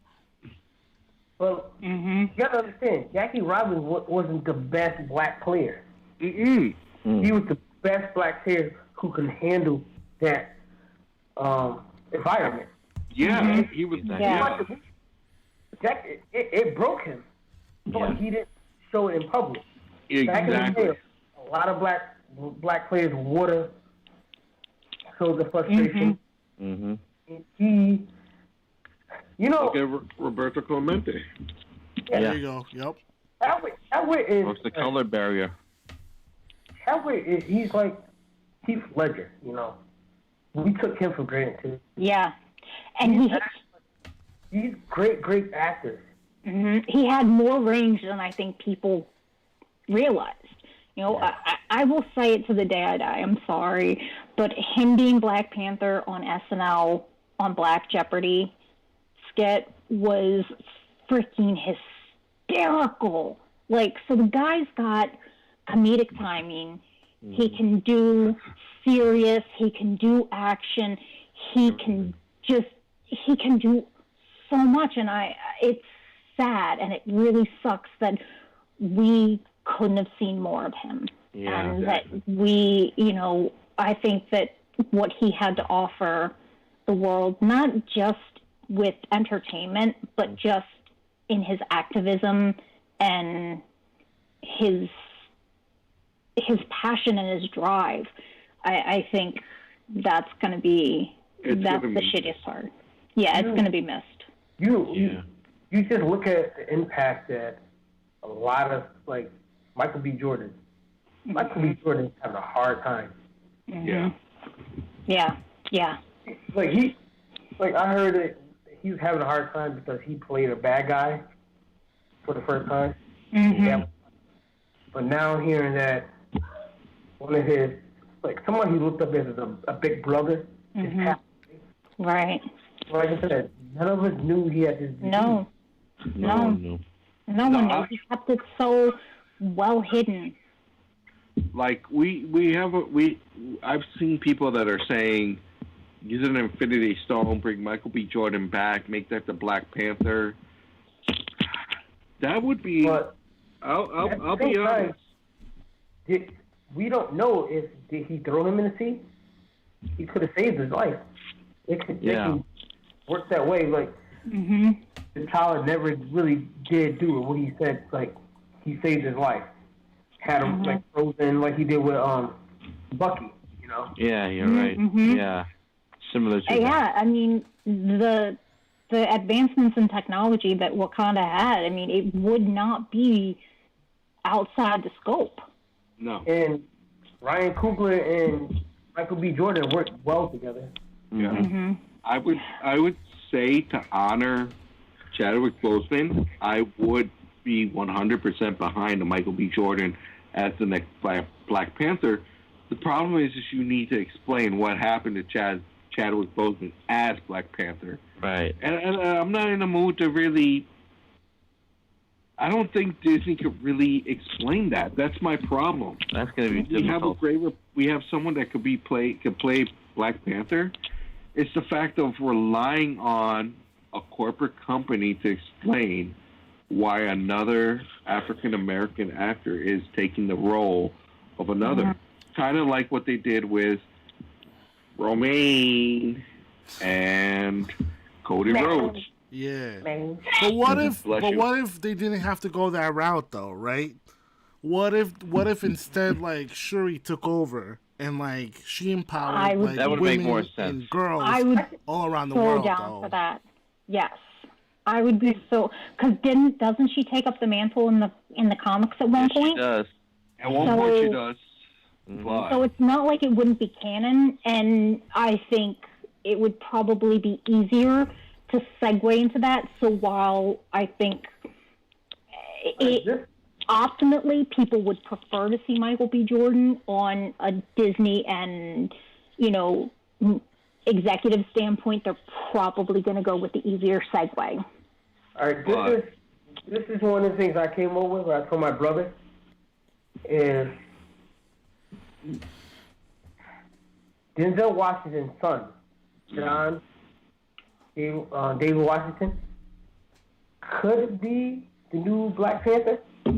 Because Chadwick has to owe.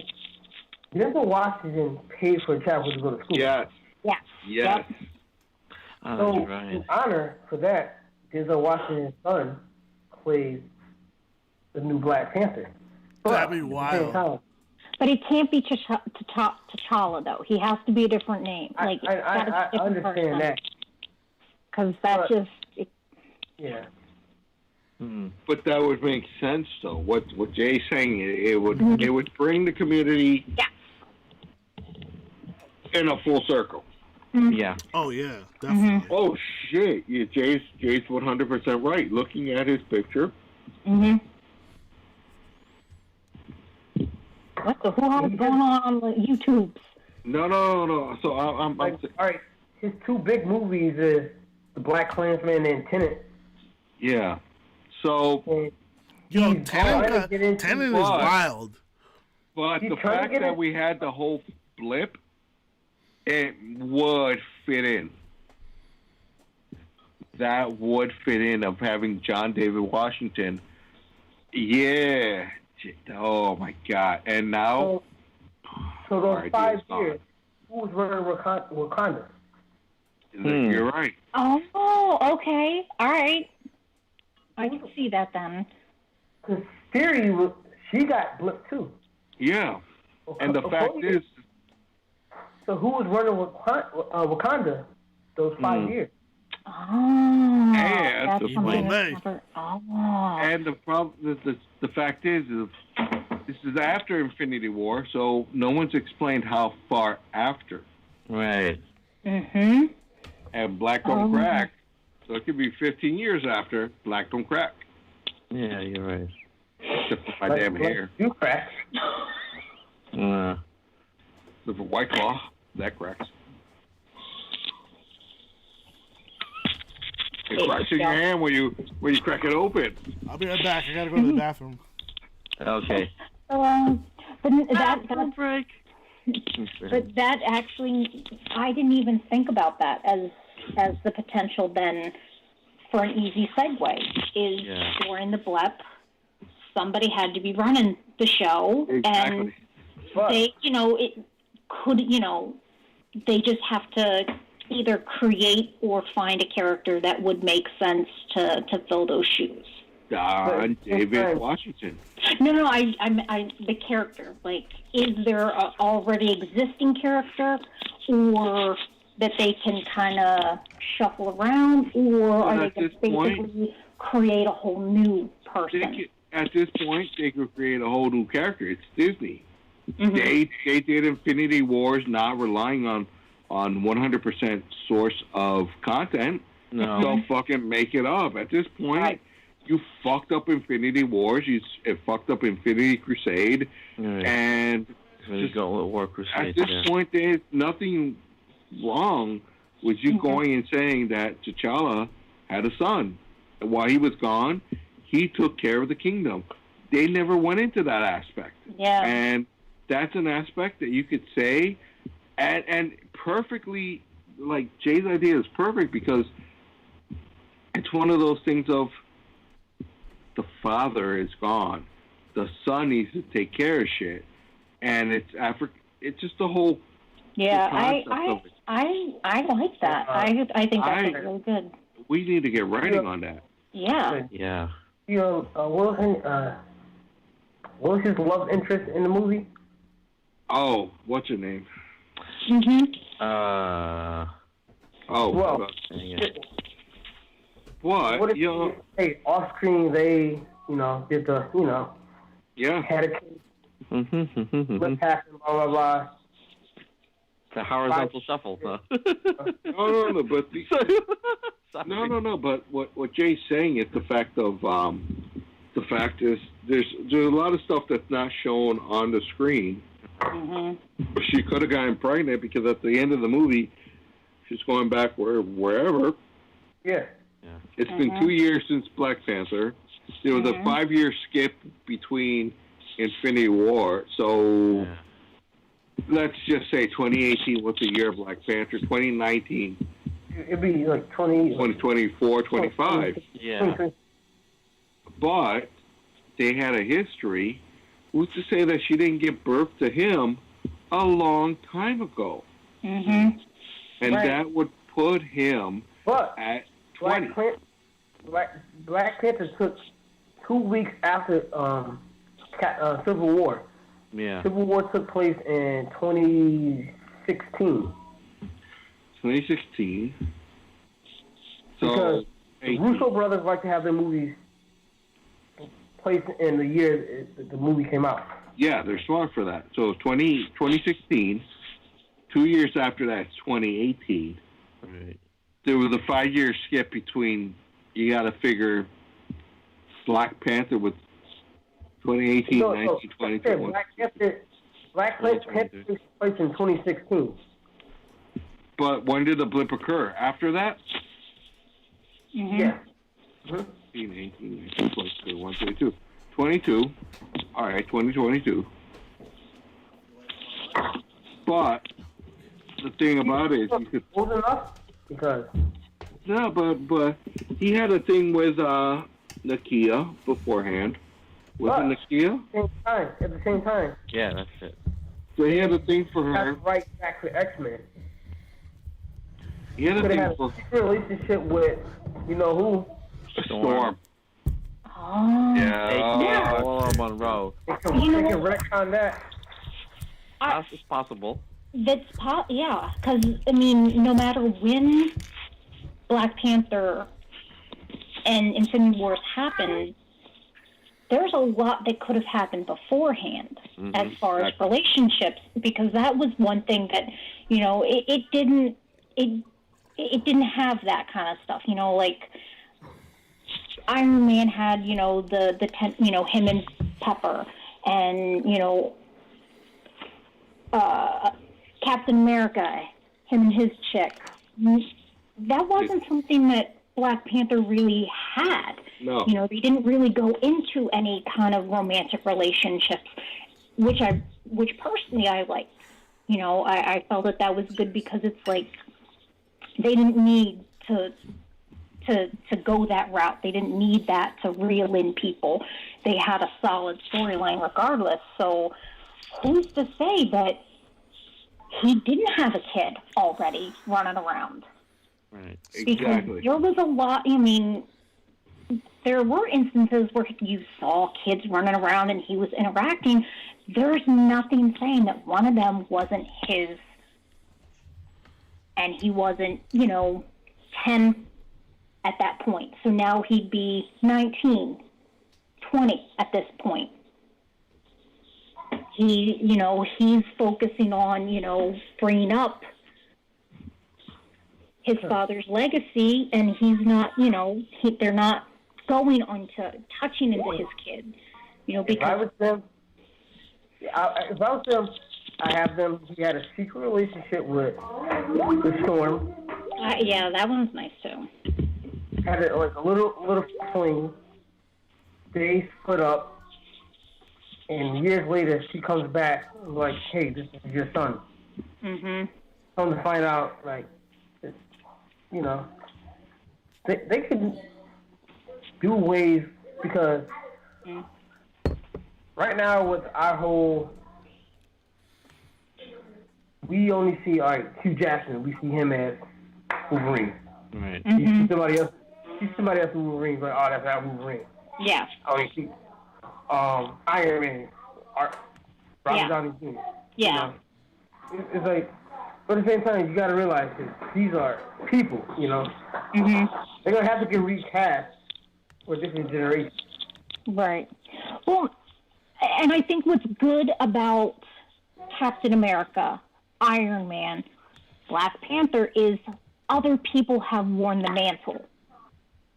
So it is easy to not so much recast them, Like, you're not making a new Tony Stark. You're just saying, okay, Tony Stark is passing the Iron Man mantle to the next one.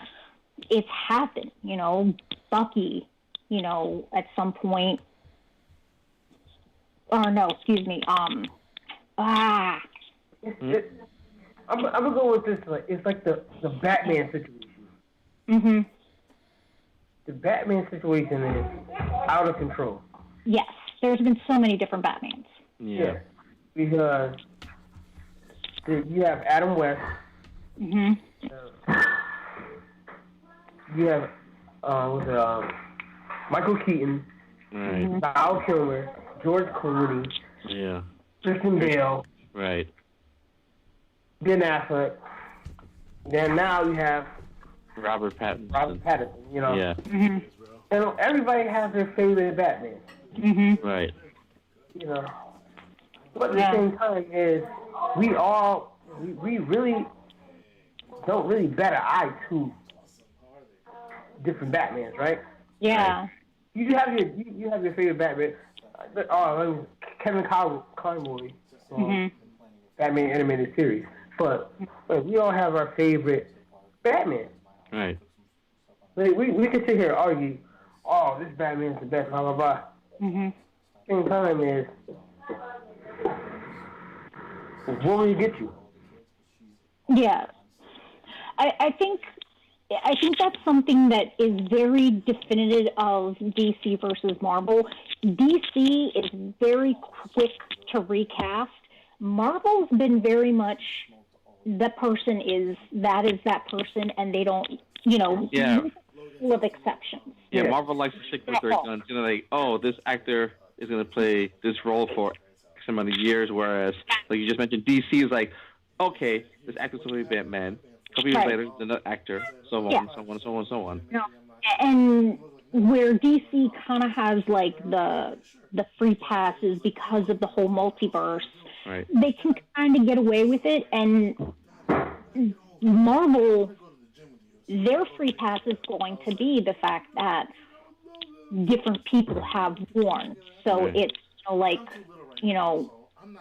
kind of like Green Lantern. There's been different Green Lanterns. Yeah. There's been multiple different people who have taken up the mantle, so they can have that leeway if somebody passes away. Right. Like, okay, we've lost them as our, as T'Challa, we need to get somebody else in there.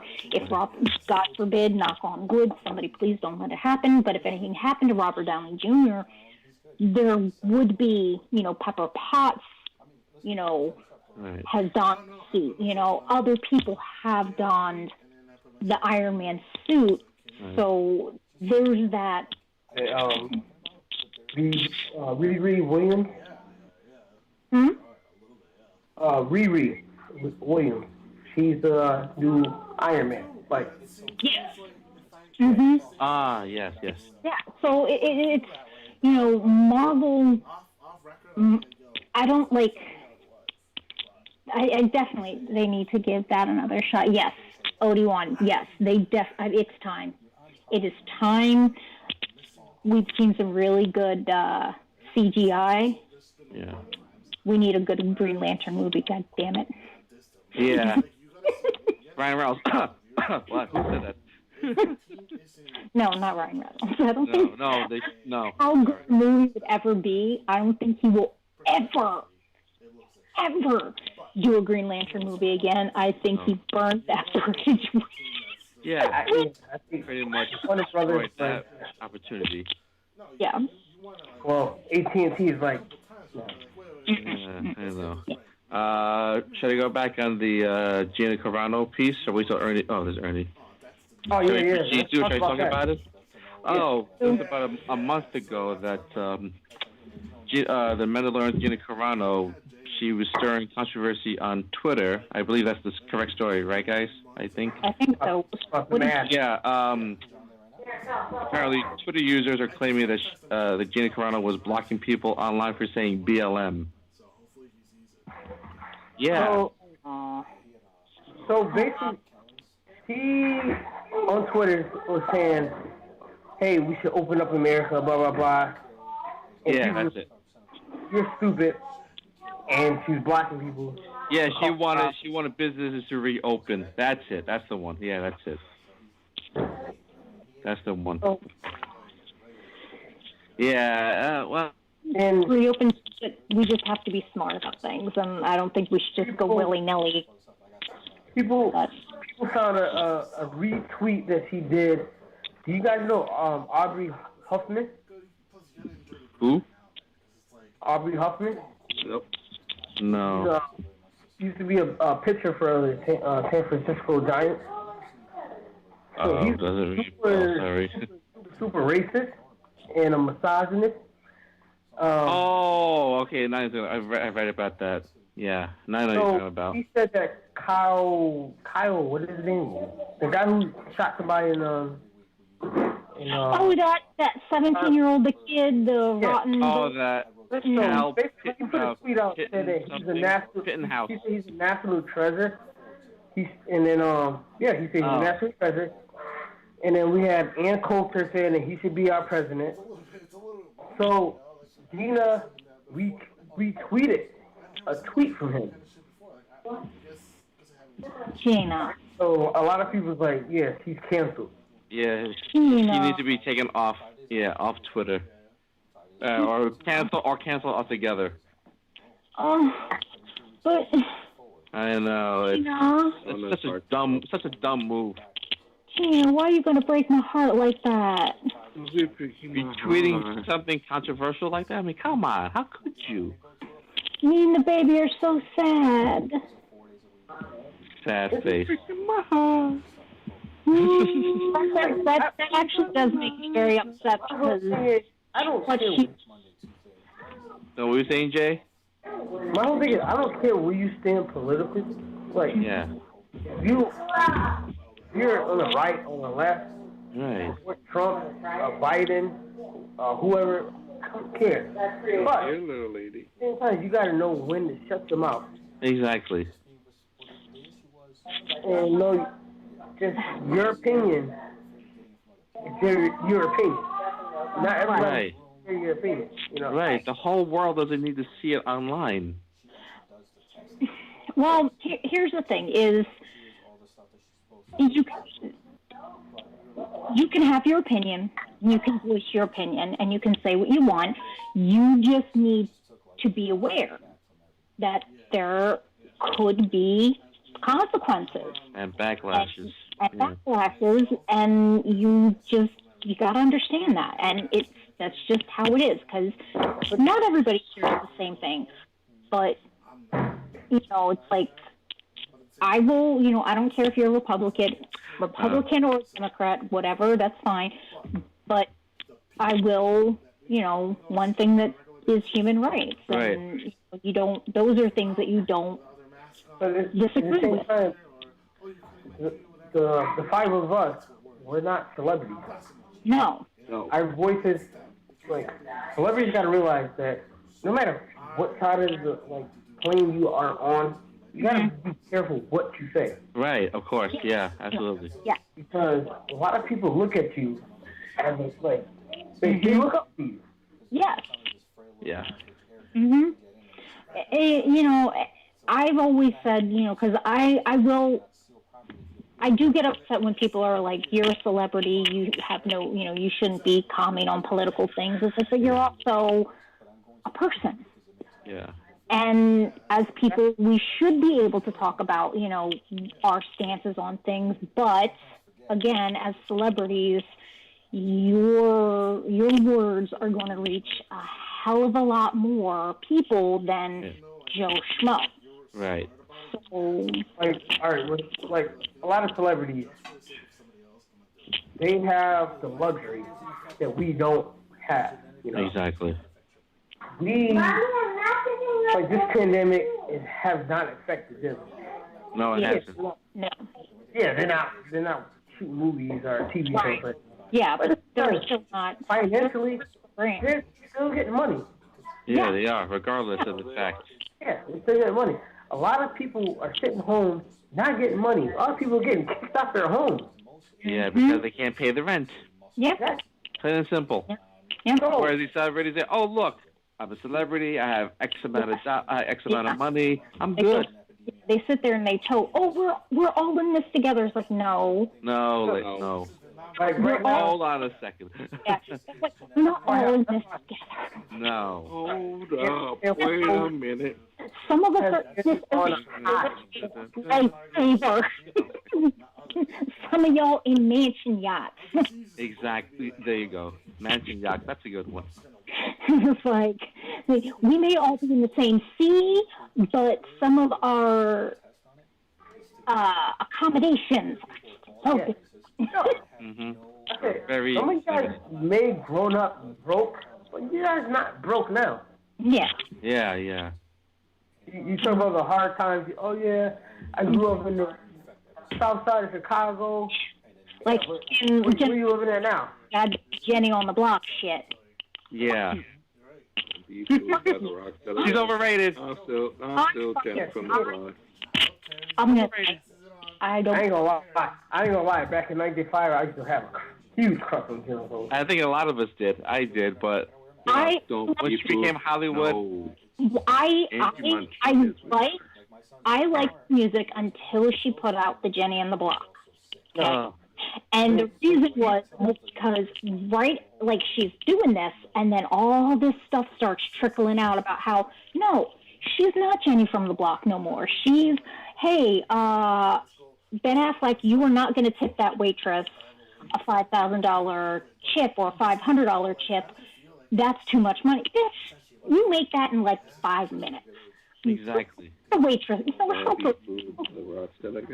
Yeah. I'm still Jenny from the block. You still have a little bit on I ain't gonna lie. Yeah, she got a lot. She don't help nobody out.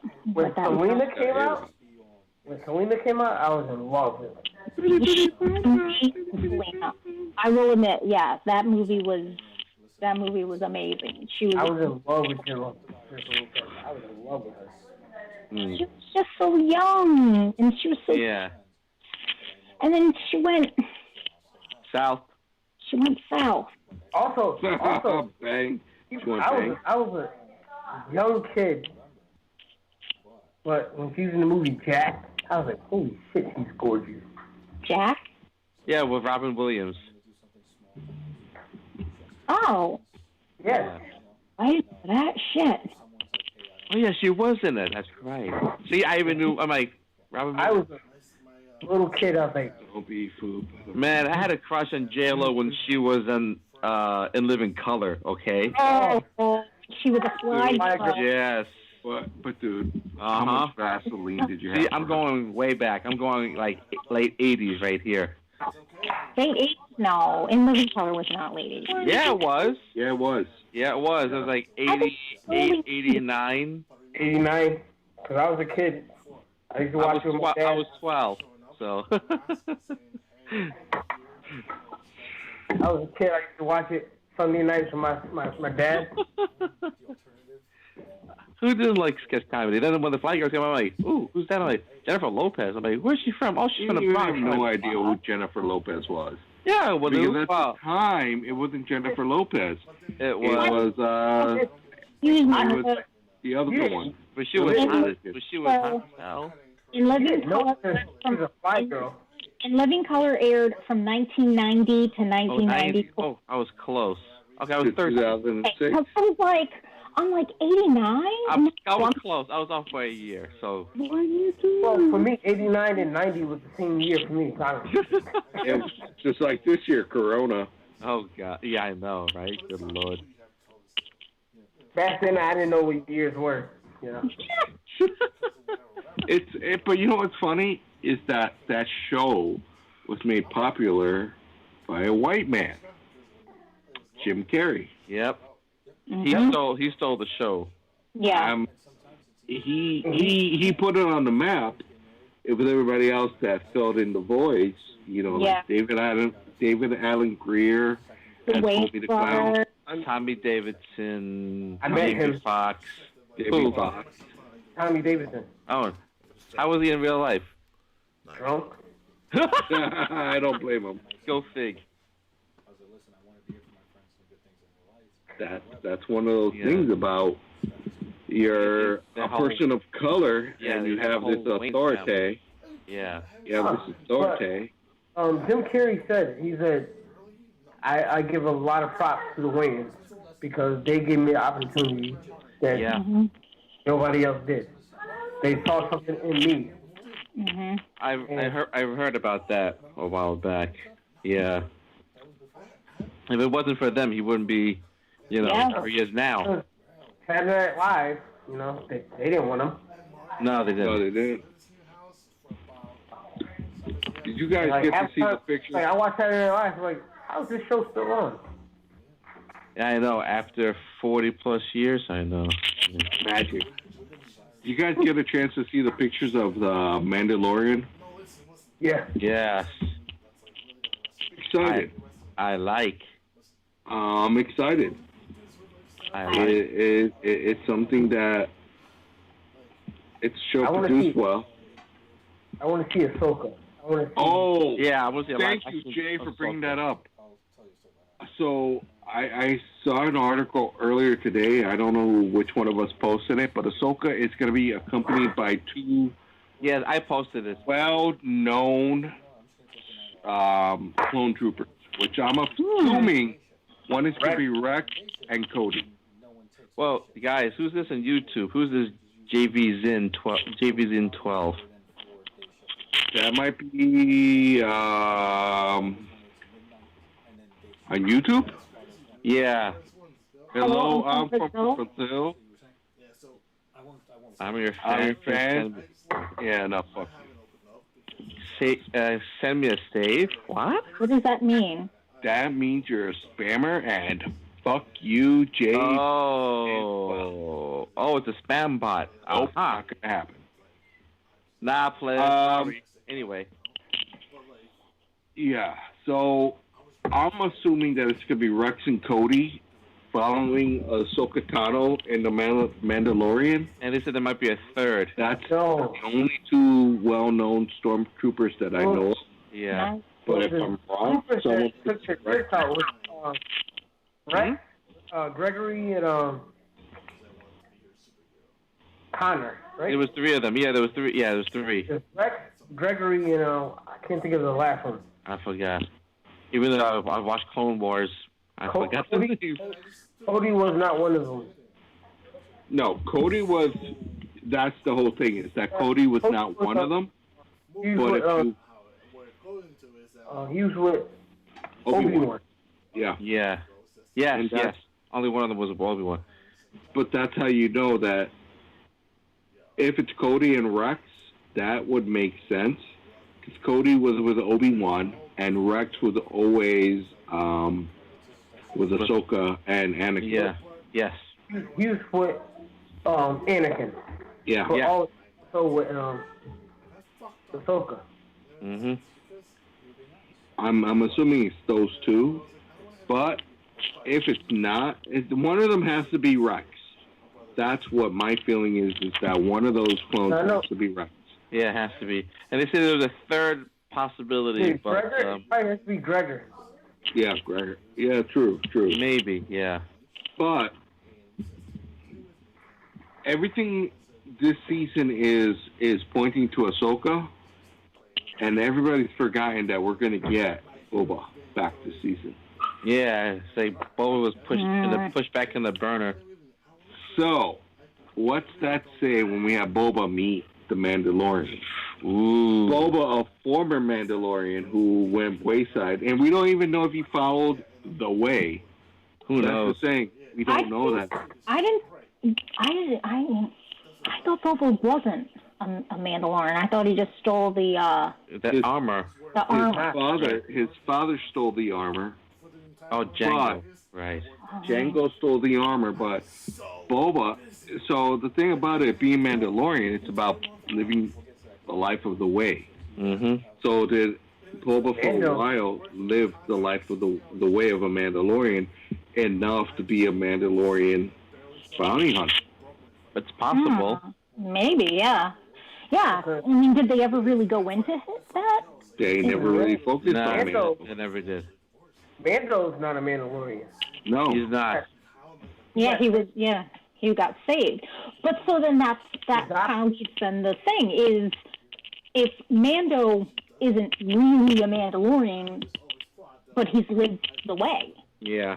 So then, if does Boba Fett, there's a lot to go on, and I think that maybe they can really, Boba Fett has what Jango Fett didn't, because he took his helmet off. Yeah, that's right. Yeah. We never saw Boba Fett after Clone Wars or any other movie without a helmet. The only time we saw Boba without a helmet was in the Clone Wars and animated.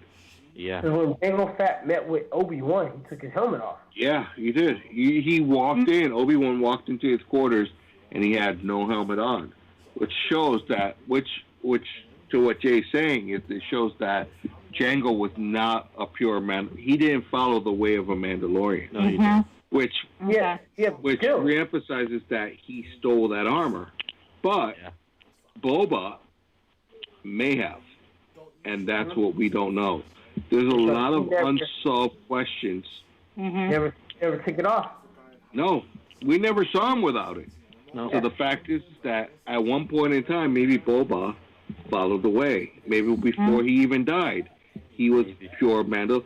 Because the thing about being a Mandalorian, it's not about how you're born; it's about how you live your life. Right. Yeah. Because even to that's the only reason that the Mando allowed him to take the helmet off, was because he's like, but I'm not a human. I'm not a living being, so you're not breaking your code. Exactly. In the Clone Wars, he didn't have his helmet on, but still, he was still young, learning the ways. So he was still being a bounty hunter, about learning the ways. But then he probably heard that Mandalorians don't take their helmet off. Right. So when you first see him in the movie, you're like, all right, I don't take my helmet off. Yeah. But as a kid, he had his helmet off. Exactly. But as he got older and learned the ways, he knew. Yeah, he knew. All right, my father made a mistake. This is the way. Exactly. So I'm thinking that at this point, when we get Boba, he's a Mandalorian.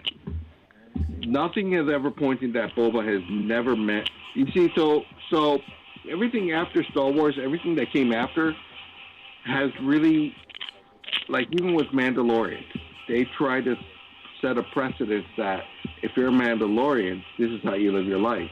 Yeah. But there's nothing to disprove that Boba Fett is not a Mandalorian. So we know that being a Mandalorian is a way of life, not a way, not how you're born. Yeah. Well, it very well could solidify the fact that Boba Fett is a Mandalorian just by the way that he lived his life. Right. Every time we saw him in the movie, no mask off. Every time he had that Mandalorian helmet on. Now, the fact that it wasn't made out of Beskar, that's a whole different point, because he's just wearing his father's armor. Yeah. But is he a Mandalorian? He probably is, because the fact is Beskar at that point in time is a metal that's hard to come by. So if you could have something that emulates it, why not?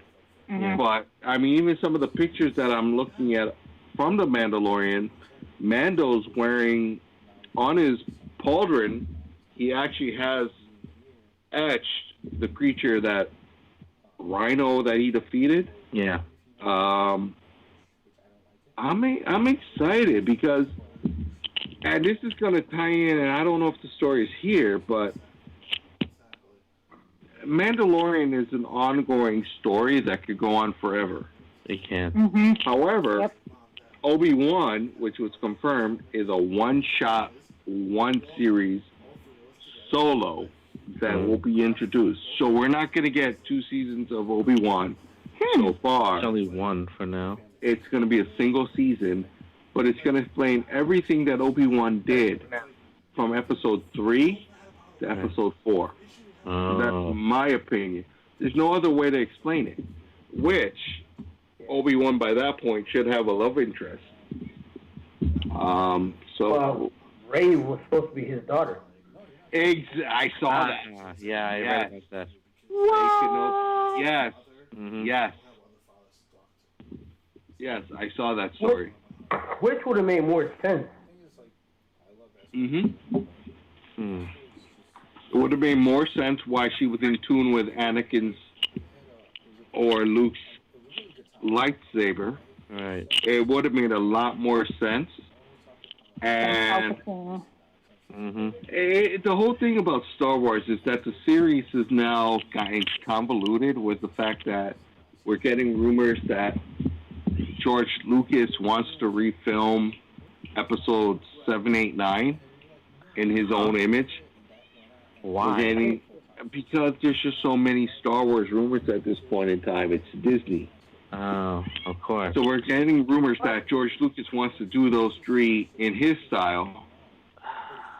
There's been rumors that this style is a whole.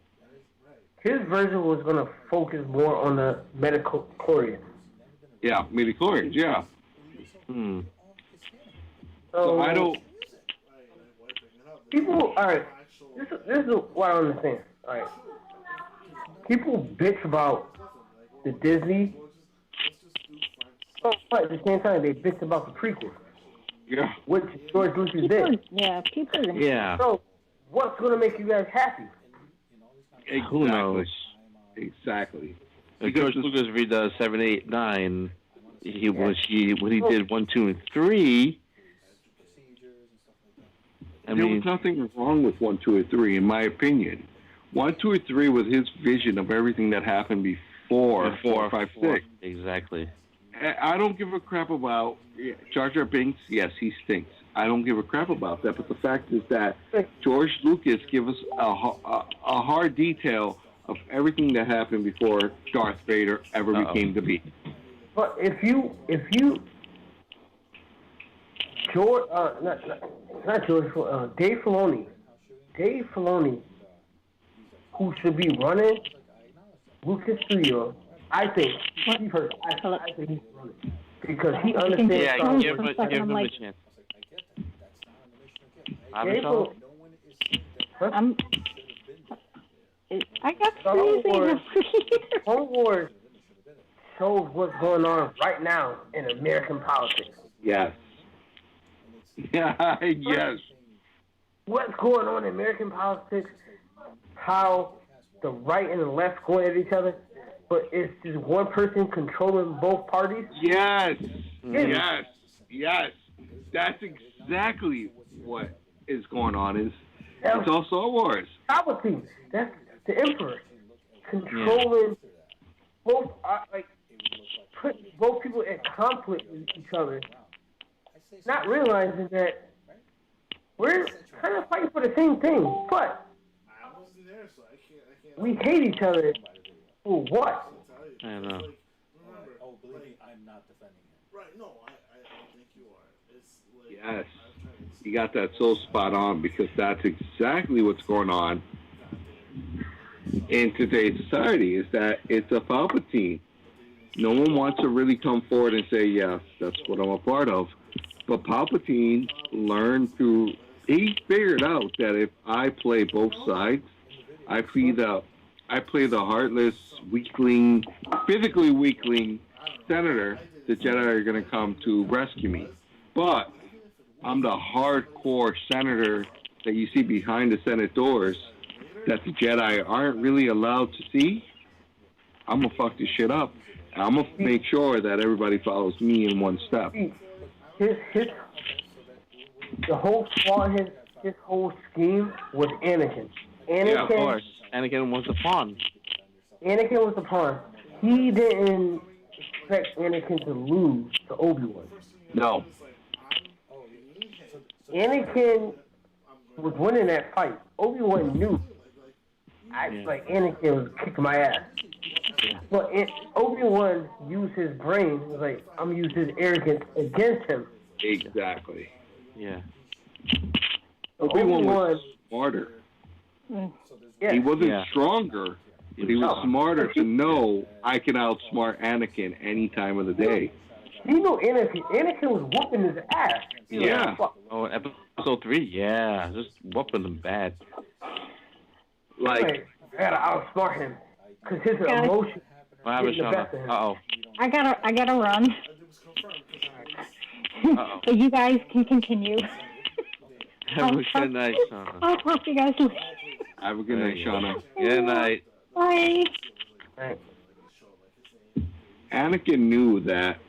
I mean, Obi-Wan knew that Anakin was gonna win if he didn't outsmart him. Yeah. And that's what Obi-Wan did, is outsmart Anakin. He did. Use his emotions against him. Mm-hmm. That's how Obi-Wan won. And what's going on right now? Use the emotion against people. Yeah, all riled up. Exactly. That's the problem. Everyone gets riled up too easily. Yep. And rather than think about it, they don't. They take action. Mm-hmm. And really think about it. If you chill out and you really outsmart those that are trying to outsmart you, what do you turn up to be? You end up being in a better place. Yeah. Like, all right, you can get mad about something, but at the same time, you better think about it. Like, hold on. I gotta think about this. Research, find out. All right, why did this happen? And Exactly. you find out it's like this. Okay. Not what I was told, you know.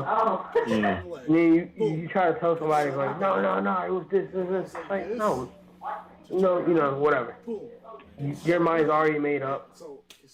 Yep. What you believe and how you perceive it, you know. Mm-hmm.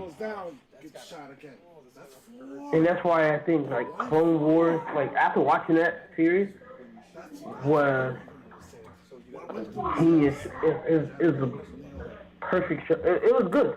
It was like Exactly. Dave Filoni, he understands Star Wars. Oh, he's true and true. It's just it's a thing on Disney Plus with him trying to explain Episode 1. And he does a good job breaking it down. Hmm. Because he is a huge Star Wars fan. He is. And that's the thing, is it's a matter of letting the people that know how to tell the story, let them tell the story. Don't get in the way. Yeah. And like even the fact that Rey was almost Rey Kenobi, it actually would have been a better story than what we got. Yeah. It's like when we had Ben Solo Skywalker, whatever the fuck, Kylo Ren. Yeah. He was a Mod Podge of different. Jason Solo was like the footwork for him. Mm-hmm. Yeah. But there was so much more that went into Kylo Ren, because the fact is that you involved the Knights of Ren, something that had nothing to do with Jason Solo, and you try to bring it all in. And it's one of those things of, and this is what I don't agree with Hollywood, is when you have writers that have given you source material, like tons, years worth, like you don't have to write another Star Wars book based off of the 80s and 90s and early 2000s source material that was given. You just need to follow what was given, and people will flock to see that movie. Their worry is that, we just don't want the Star Wars nerds, quote unquote, to see this movie. We want everybody to see this movie. They would have stuck with But you have to remember, the last movie from Star Wars that we had was Revenge of the Sith. There's no young adult that has probably seen that. Everyone that saw that movie was probably an adult at the time. That means you have to rely on your fans that they spread the word of Star Wars to their family. And Star Wars is that good that my kids know all about Star Wars. They're freaking playing The Sims 4 Return to Batu or whatever that's called. Right. Because It's Star Wars.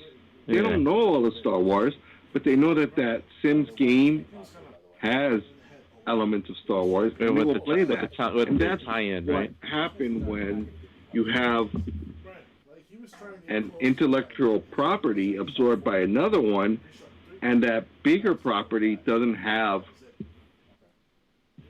it. It just doesn't think that the original intellectual property has what it takes to pull it off. Right. But had Disney relied on George Lucas and everything that he laid the background on, they wouldn't need to do a lot of work. Like, a matter of fact, we probably at this point would not have an Ahsoka Tano appearing in Clone Wars, because we would have had Ahsoka Tano appearing in a movie. Right. And that's where Disney just didn't know to rely on what they had. They didn't know the worth of the property. They learned their lesson when they completed the Clone Wars. Right. Because what I'm gonna say about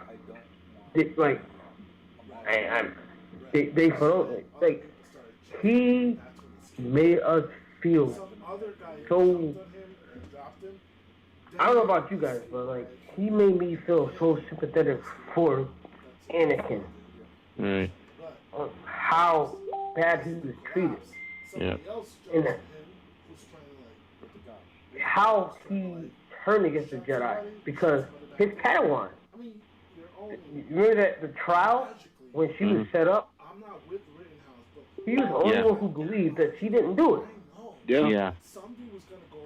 The Jedi Council was like, yeah, blah blah blah. They kicked her out. Found out Anakin he didn't believe. He went and found out who did it. He found the perpetrator, right? Mm-hmm. Yep, he did. He brought her to justice, and they was Anakin fought for her. He did. He sure did. So when they was like, you can come back, and she's like, no, I'm leaving. Yeah. That broke Anakin. That's another chapter in his life that broke him from the Jedi. She was practically family to him. Yeah, but that moment, right it there, was like, so his distrust for the Jedi, Palpatine, that was working for him. yeah. Break Anakin down. It shows that the Jedi is not who they are seen to be. The Sith is. Yeah, but when he became a Sith Lord, when he all had his limbs, he was very, very. He was powerful. Quite. But think about it. If he didn't lose his limbs and all that stuff, He would have been unstoppable. Think how powerful Darth Vader would have been. He would have defeated the Emperor. Easily. Him and Luke, as the original story called for, that him and Luke would have ruled over the entire empire. That was the original way that George Lucas wanted it, and it was Leia that was going to be the whole resistance. That would have been fucking great, because we would have had, for the first time ever, we would have had a movie that the bad guys won it all. And now for over 20 years, you have to wait to see where they went from this. I would have, just imagine that shit. Going to see the movies, now everybody picture yourself, you saw the Return of the Jedi, but it was an ending where Darth Vader was the master, Luke was the apprentice. Technically, Luke was stronger than Vader at that point in time. Yes. You had Leia, who had yet to learn her Force powers, but she was already hinted that she was a Jedi or had Force powers. Mm-hmm. Imagine seeing that, and then 20 years later, you get a movie where we're going to continue where it's Luke versus Leia. Holy shit. Brother versus sister, that's where the balance of the entire empire hangs. I would have paid more to see that. And that's where Disney missed a spot. I think that's where Lucas was heading in. And maybe we'll get something similar. He was heading in a different direction. He was, but what where you going at? Is Lucas not what he was not going in that direction? No, he wasn't. He was going in a completely different direction. But the problem is he had to go with what worked. This is like, yeah, it sucks. So they try to go with their own direction, and it hit with some people. It didn't hit with, you know. The rest of us. Yeah. And plus, they had two different directors, two different visions, because The Force Awakens was pretty much A New Hope. Yeah. All over again. Yeah. Part of that video just cut off, so. Ryan Johnson, he just said, fuck whatever J.J. Abrams did. Right. He did it. Yeah, he pretty much said, F you, and I'll do this. J.J. Abrams came back like, oh, Palpatine is the grandfather of Rey, you know? Yeah, that was... So it's just... I don't know. No, I get what you're saying. It's frustrating as a fan. And you know what? Here's where I'm going to give kudos to Star Trek. And we haven't done a dedicated show to Star Trek, and we probably need to. This past week, I think Tuesday was International Star Trek Day. But here's what Star Trek has figured out.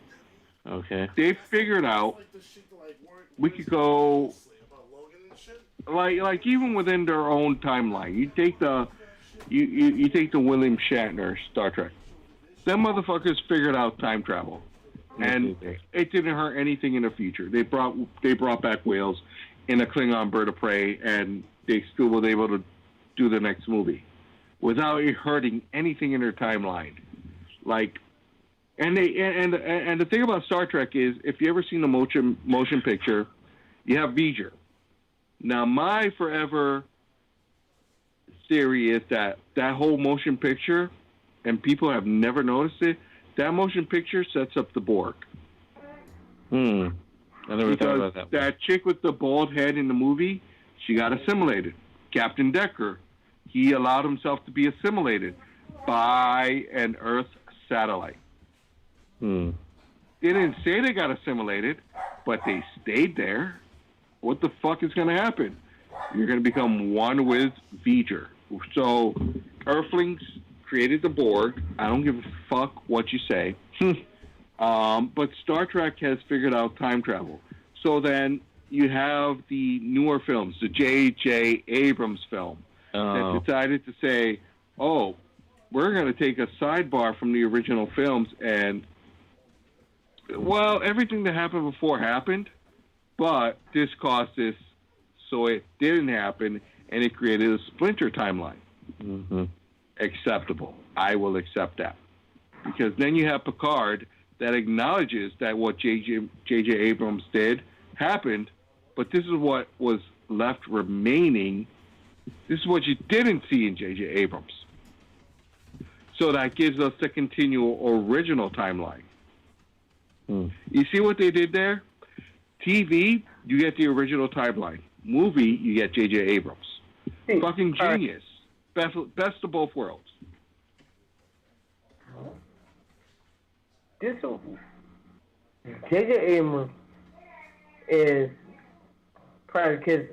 He's probably around you guys' age. Yeah, I think he's like in his early 40s.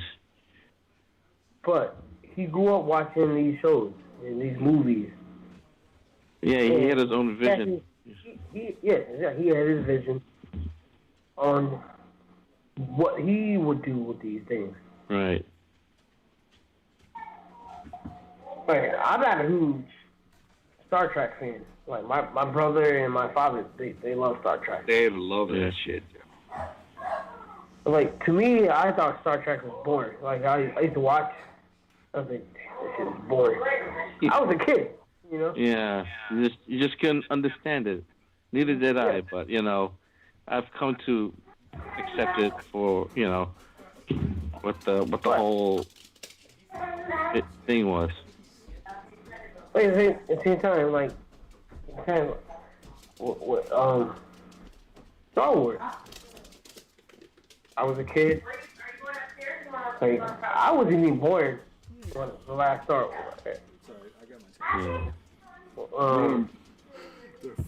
Yeah, Star Wars just grabbed my attention when I was What year were you kid. born in?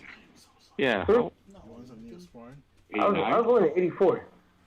So you were around for. You were right after episode 5 with him. Yeah. 4 or 5. So I wasn't born when. Yeah. No, sorry. Episode 6 was '83. So. So He was around for both of them. Yeah. I grew up knowing about Star Wars and Star Trek. Right. I knew about Darth Vader. I knew he was like the bad guy. Mhm. We already did cataracts. As I got older, like seeing how bad he was, like Darth Vader's cool. I love Darth Vader. You know. Mhm. But Right now. Right now. like I said, once I watched the Clone Wars, Dave Filoni. Dave Filoni is. I give him a lot of credit because he understands Star Wars. Yeah, he sure does. No, he Ins does. and outs. I know. Because he made more depth to like these characters. Obi-Wan, Anakin. like all these. Like you watch the prequels, you see these Jedi. When you see Revenge of the Sith, when they die, you're like this. I don't care about them. But once you watch Clone Wars, you're like this. These generals, like, are badass. Mhm. Yeah. But when you watch Revenge of the Sith, you're like this.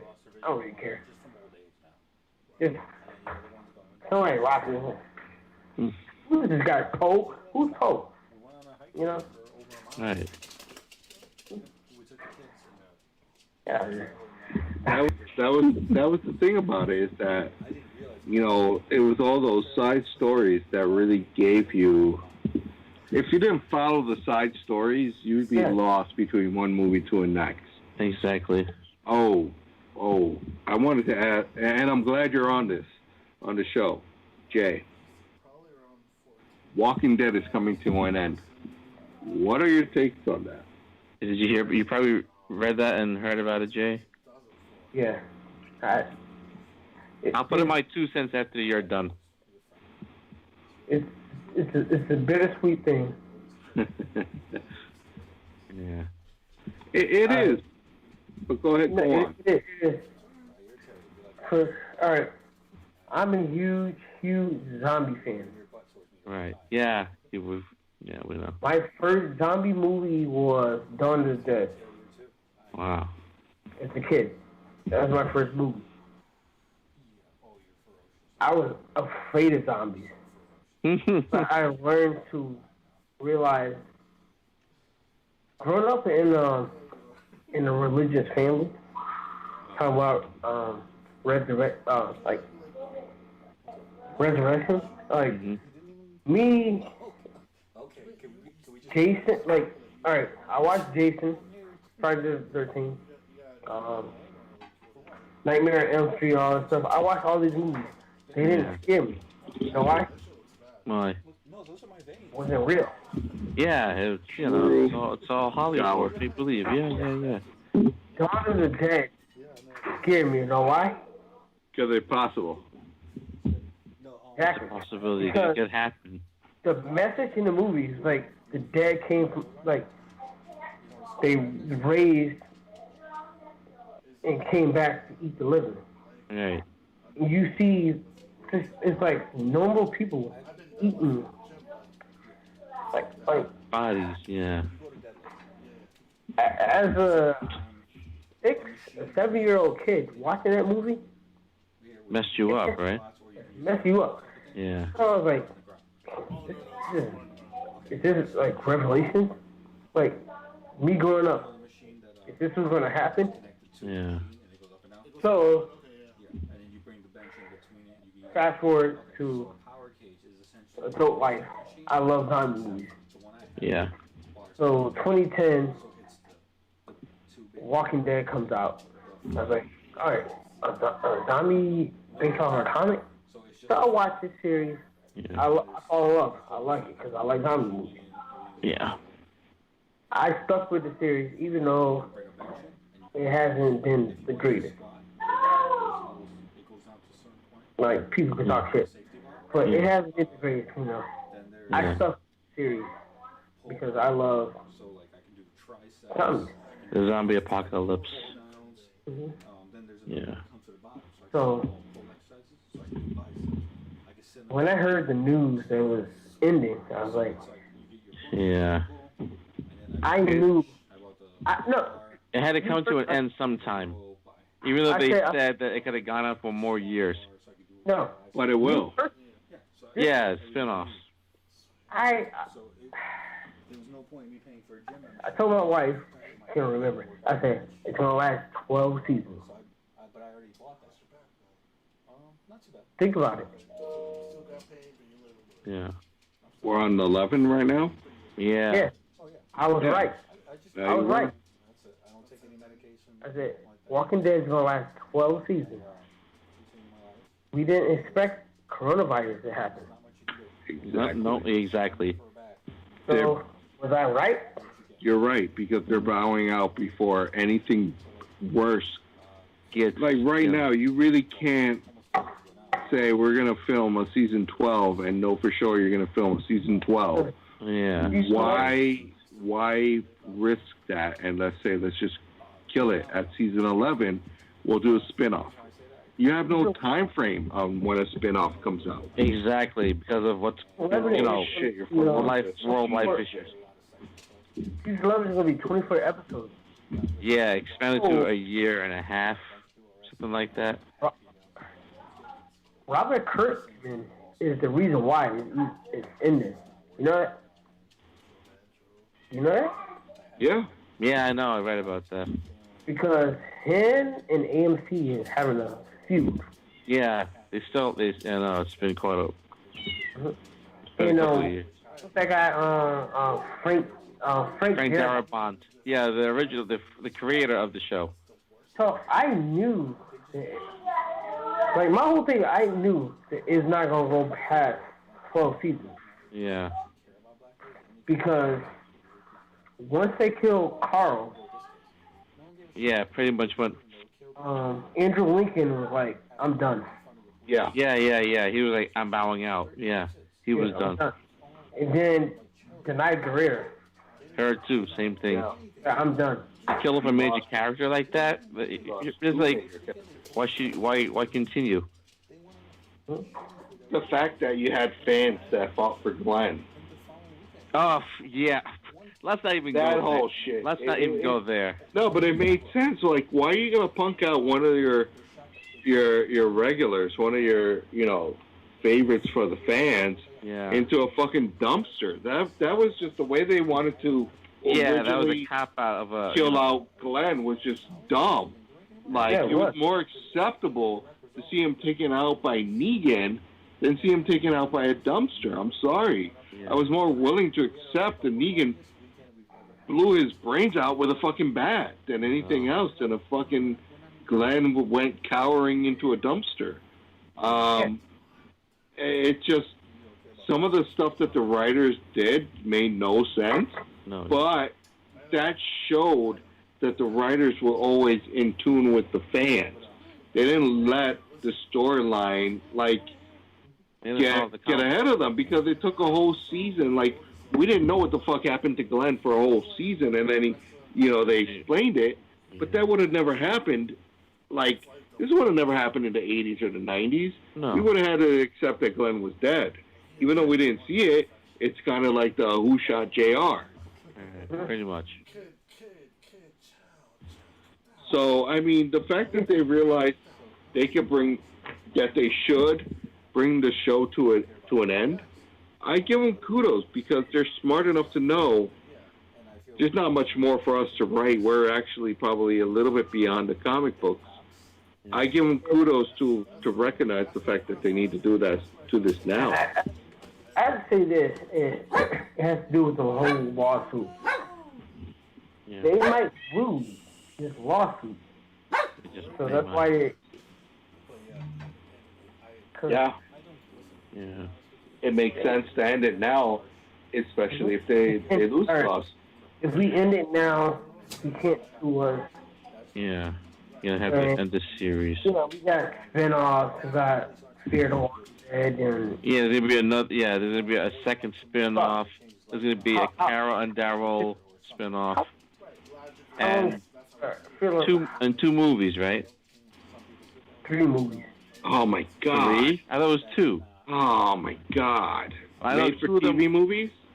Yeah, 2 of them will have Rick and Michonne. I'm gonna say Scott Gimple trying to do the whole universe thing, but Yeah. he sucks at it. Yeah. Sucks at it. Then it would transition to Angela Kang. Oh. All right. Back in the day, she got shit. But Yeah. she saved the show. Yeah, she did.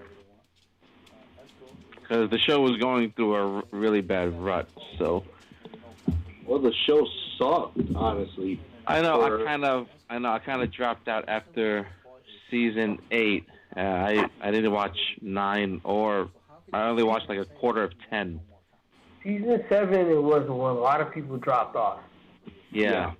In season 8, people came back to see, and it's like, fuck this, dropped off again. Is season 9, when Angel King took over, Yeah. it kind of went back up, and then Andrew Lincoln was like, yeah, I'm done. Then the ratings sank again. It didn't sink. Well, it didn't sink. It was just the popularity of the show just dropped off. Mm-hmm. Yeah. Because Andrew Lincoln is a phenomenal actor. He is. Very. And his portrayal of Rick, I love, Yeah. is the whole Walking Dead thing is based off of George Romero's movies. Yeah. Right? That's the inspiration. Right. Yeah. What happens? What happens after Dawn of the Dead? After them all, how do these characters still live in this world? And that's what The Walking Dead was.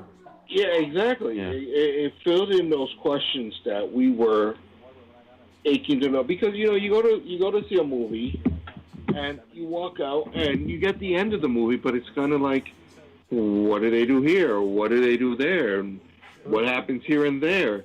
And that's what The Walking Dead really did for us. It explained everything in the middle that wasn't major, but at the same time was still major. Yeah. But at the same time, the human beings will be your worst enemies. Yeah. No matter how you look at it. Regardless. Because we will find a way. Like, all right. Like the last of us. Prime example. The last of us is, all right. I wasn't here for the review for Last of Us 2. But The Last of Us 2 is, see, Ellie is, you see, all right, you play as Joel in the first game. Yes. See him get killed. Oh, yes. You see him, he your whole motive in that game is to hunt down Abby. Yes. Fucking murder her ass. But the game switch up on you. Like, oh, you gotta play her. Abby. You play her. That's where the controversy of that game takes place, right there. Yeah. damn. I gotta kill Ellie now? Wait a second. 3 more years. But it gives you that other perspective of Yeah. that's the thing. That game fuck with you. It was a big. Yeah. It was a big. What the fuck? That game really gave you the perspective of, let's not just make it one-sided. Let's give you both. So the whole game of The Last of Us, we saw what Joe and Ellie were doing. We never really knew of, like, honestly, we know that Ellie was the cure, and Joe fucked shit up for the rest of humanity, honestly. But The Last of Us 2 really gave us that whole insight of, let's take a look at everybody else's perspective as opposed to Joe and Ellie. Oh, but by the way, you're going to have to play as that second player. Yeah. As you playing as Abby, you're like this. Damn, I sort of hate her. But you see her, you're like this. She's not a bad person. It's like her whole goal is to kill Joel. Yeah. It kills him, but is her life complete? No. Probably not. Did it satisfy her? No. No. And that's That's the whole point of the game. Is none of these girls got satisfied. No. I would say that Abby did, but at the end of the game, when you plays at Ellie, you tie it down and get in the boat and like this. And you're like, Ellie, damn, I gotta fucking fight her now. Like, it's just like you still have that hatred because you killed Joel. Yeah. But at the same time, you just played as this character. You know her heart. Like, her killing Joel didn't solve her problem. No, it didn't. No. And that was genius of the game writers of doing something like that. That's something like and you know what? I stopped watching The Walking Dead after a while, but even watching, I got a whole up to like the second season with Negan, and I could see that Negan was one of those characters of you're gonna love to hate and you're gonna hate to love. And that's exactly what they took with with The Last of Us 2. They took that chemistry and put it into a game. Implemented it, yeah, pretty much. Negan is the character is, I'm trying to survive. Yeah. Same time, I want people to fear me. Yes, the circumstances are not And, what they should be because you're not in like I said, what I pop. Mm-hmm. Politics is, use your fear against you. Yeah. Put myself in power. So that's what Negan he did. Mm-hmm.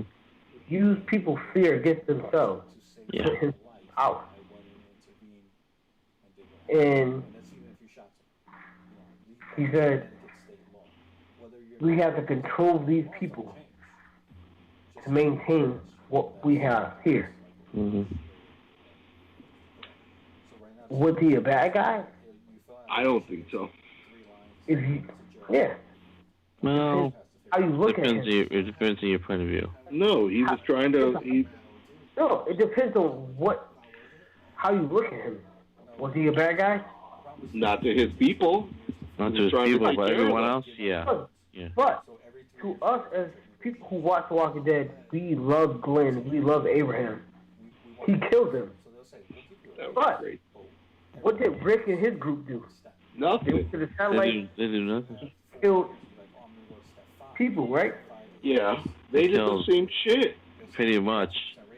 They did Was the it same morally shit wrong? from- Yes. I mean, they killed so so many characters before Negan, so... So Rick and his people, they went after the governor and they took him out.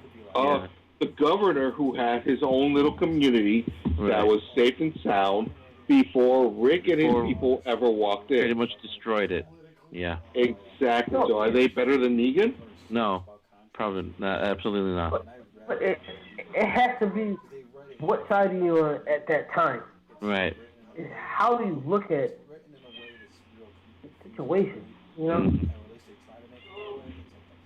Yeah, you're like right. the show, like people can hate on the show, they hate on the games, all blah. But at the same time, look at our politics right now. I don't want to touch that subject. I know you don't. Yeah, I know you don't. I don't. No. I really don't. But if you really just take a quick glimpse, is it any different? No. I'm not gonna get into that sticky subject. No. That's over. That's all I'm gonna say. I'm not trying to get into it. I know. We'll just. I'm saying, but look what's going on now. Art reflecting real life. Yeah. It's no different. This shit happens every day in our life. It's one of those things of what transpires on the big screen. If you really give it a few years, that transpires in real life. Yeah. Why? Because they already see it. The Hollywood actors and directors and writers. It was foreseen. No, it's not that it's foreseen. More not that. It's more like what's going to eventually happen. We are peons compared to all the other shit that happens out in the world. Yeah. We are like the ground feeders. You have your Hollywood celebrities, you have your millionaires and billionaires, you have your G12, G8, I6, G54 bingo people that all transpire and calculate this shit. And at the end of the day, it spills out. But what happens? We, the people of outstanding mind, are last to know. Yeah. And notice, I did not say Democrat. I did not say Republican. I did not say independent. It's a fact that all parties. Those are trigger words. Yeah, all parties have left us behind. Yeah. Yeah. Because, all right, look at each state run by Democrats and Republicans. Look at them. How bad are they? Very. Very. Exactly. So you gotta have one party like, all right. For example, Barack Obama just put out a post recently looking at California. The sky is fucking orange. It's like I know, it's crazy. Oh, it looks like Total Recall. You know? Yeah. Look at looks like a post-apocalyptic movie. Yeah. He's like, oh, go out and vote. California is a Democratic state. What if we go out to vote for what? Vote Google no matter what? Why? But go down to Mississippi. Go to Arkansas. Republican ran states. Poor as shit. Yeah. So,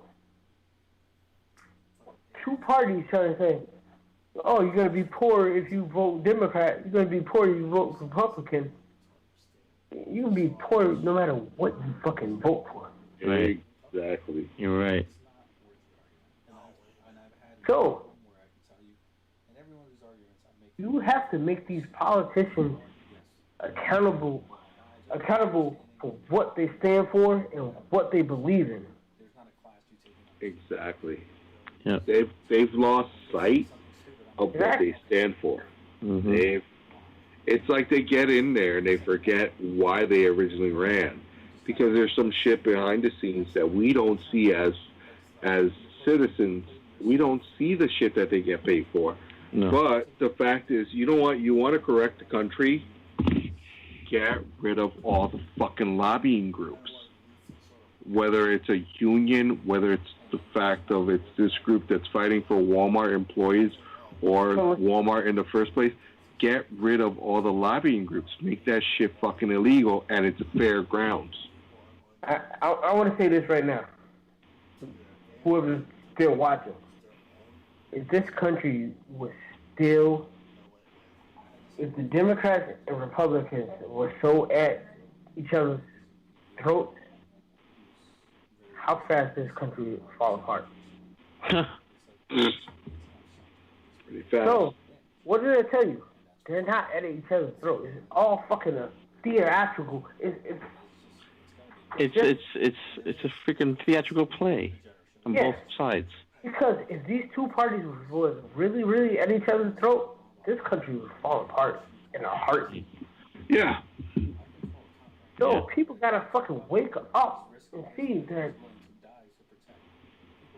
All right, I'm sorry. It's show. Yeah, it's all right.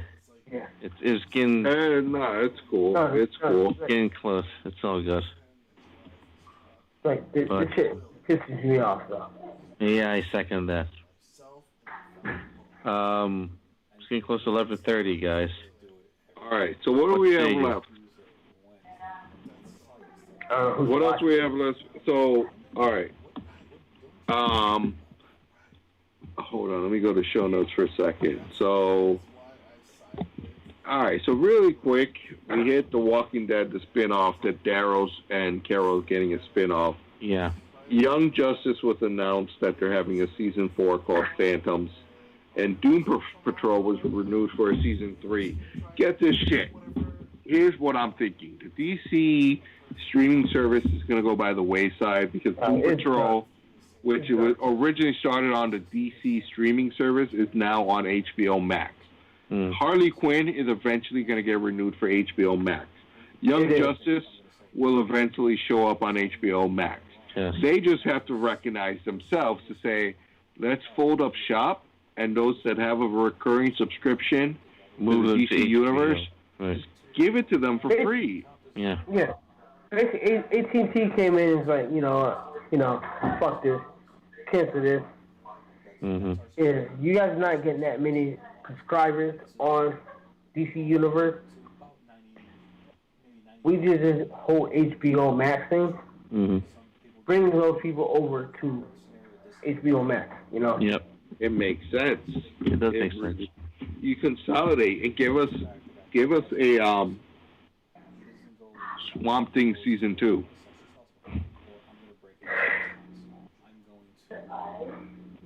Jay, we can't hear you. Hear me? No, we can. Hear me now? Yeah. Yeah. Oh, you know what? I'm looking at the YouTube. Sorry. All right. If AT&T was smart, they would be like, yeah, we're going to bring it back. Because Warner Brothers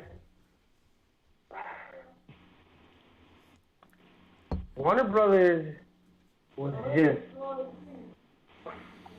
fucking stupid. It was, though. It was. All right, listen. Warner Brothers, they didn't have to do what they did with this fucking Justice. Like, they would be in this fucking situation if they just released his fucking cut. Thank you. Yeah, I know. When he wanted the movie, just do it the way he wanted to fucking do it. They would never be in this whole situation. No. They would be in a better financial situation because more people would be willing to accept. The problem is they released Justice League the way it was, and then word leaked out, oh shit, Zack Snyder has his own version of Justice League. Yeah. And then that created the ball that's turned into a mountain, and there's no stopping it at this point in time. Had they just went with him and been patient, if you go back 3 years and you tell fans, we're going to delay Justice League because Zack Snyder had a death in the family, we want to give him time to complete the film, people would have accepted that and been patient with it. And what would have happened? You would have had more viewers wanting to see the film. Warner Brothers was reactionary. Batman vs. Superman didn't get what they thought they was going to get. No, I don't believe that. Because, honestly, it wasn't the movie we expected to see. Yeah. Like, I don't know about you guys. Yeah. it wasn't like to see these two iconic characters on screen. The movie was a fucking mess. It was. But Warner Brothers like with the whole Rotten Tomatoes thing. Like people say, oh yeah, Rotten Tomatoes give Marvel movies high scores and the movies suck, blah blah blah. It's not about that. No, it's about the whole movie itself as a whole. Rotten Tomatoes is just some made up bullshit. Yeah, it is. If we would have had an original movie come out that would have been concurrent and made sense compared to Batman versus Superman, that would have made more sense. Instead, we got half a movie that went with Batman versus Superman and some shit that we've never seen. And that's the problem. Yeah. See, the whole, Man of Steel was Zack Snyder's version of Superman. We all accepted it. Yeah, and that was good. We accepted his. Yeah. But Batman versus Superman shouldn't have happened. It should have been Lex Luthor.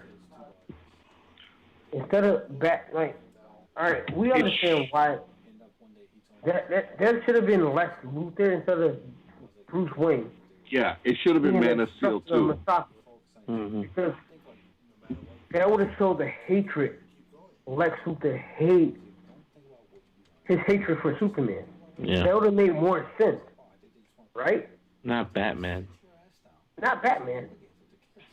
Because this Batman been around for how long? But we don't know this Batman. We don't know that Batman. He's been around for at least 30, 40 years at that point in time. He was old Batman. So, yeah, I get what you're saying. It should have been a Man of Steel 2, not a Batman versus Superman. It was more of a Batman his hand being played to fight Superman, but you could see at the beginning, throughout the whole movie, he didn't want to. I appreciate the elements that they brought of the Dark Knight comic book series, but that wasn't what caused Batman to fight Superman in the Dark Knight series. Because they brought the more Frank Miller, more violent Batman. Oh, that was great. But at the same time, we haven't grown to know this Batman. Exactly. So why is he this violent? Why is he so murder?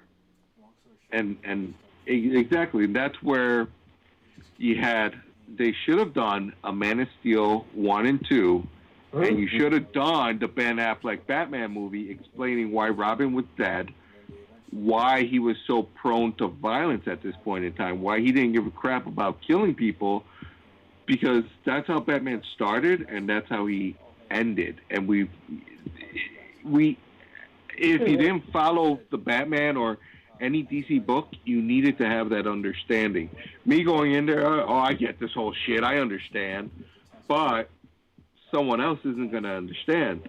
And that's what they needed to do, is you needed to bridge the gap to Justice League.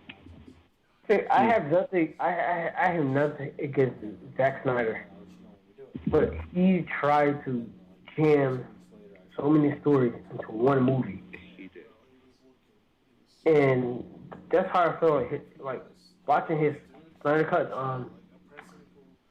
trailer is at the same time you trying to jam so much story into one thing. But it's not going to be a movie. It's going to be 6, 7, 8 episodes at least. And so for that, I'm excited because we had 8 episodes. Yeah. It's going to take time. That works better. Yes. Trying to jam all this, like Wonder Woman. And Lex Luthor was... Alright, we all know Lex Luthor is smart. Yeah. Probably the smartest in the old DC universe. Yeah, but he outsmarted Batman. I can't think of any time that he's done that in the books. But Batman is DC and Warner Bros. Bread and butter. Yeah. Yeah. So Guys, I'm gonna sign off. I'm falling asleep here. Sorry. All right. But Batman is the bread and butter of DC, of the DC universe, and that's the point of where. Night, guys. Good night, Long. All right. That's the point of where the Batman versus Superman film kind of fell off, is not recognizing and not saying, hey, Batman is probably your smartest next to Lex Luthor. That would never really, I can't recall any times that it's happened, because Batman's smart enough to think 4 or 5 steps ahead. Lex Luthor only thinks of now and the future. Batman's figured everything out in the middle, and it has done so for a pretty long time. Batman would have figured out that Lex Luthor was playing him. Yeah. Like that's the thing that like frustrated me about that thing. Yeah, that's. And people think like I like Zack Snyder.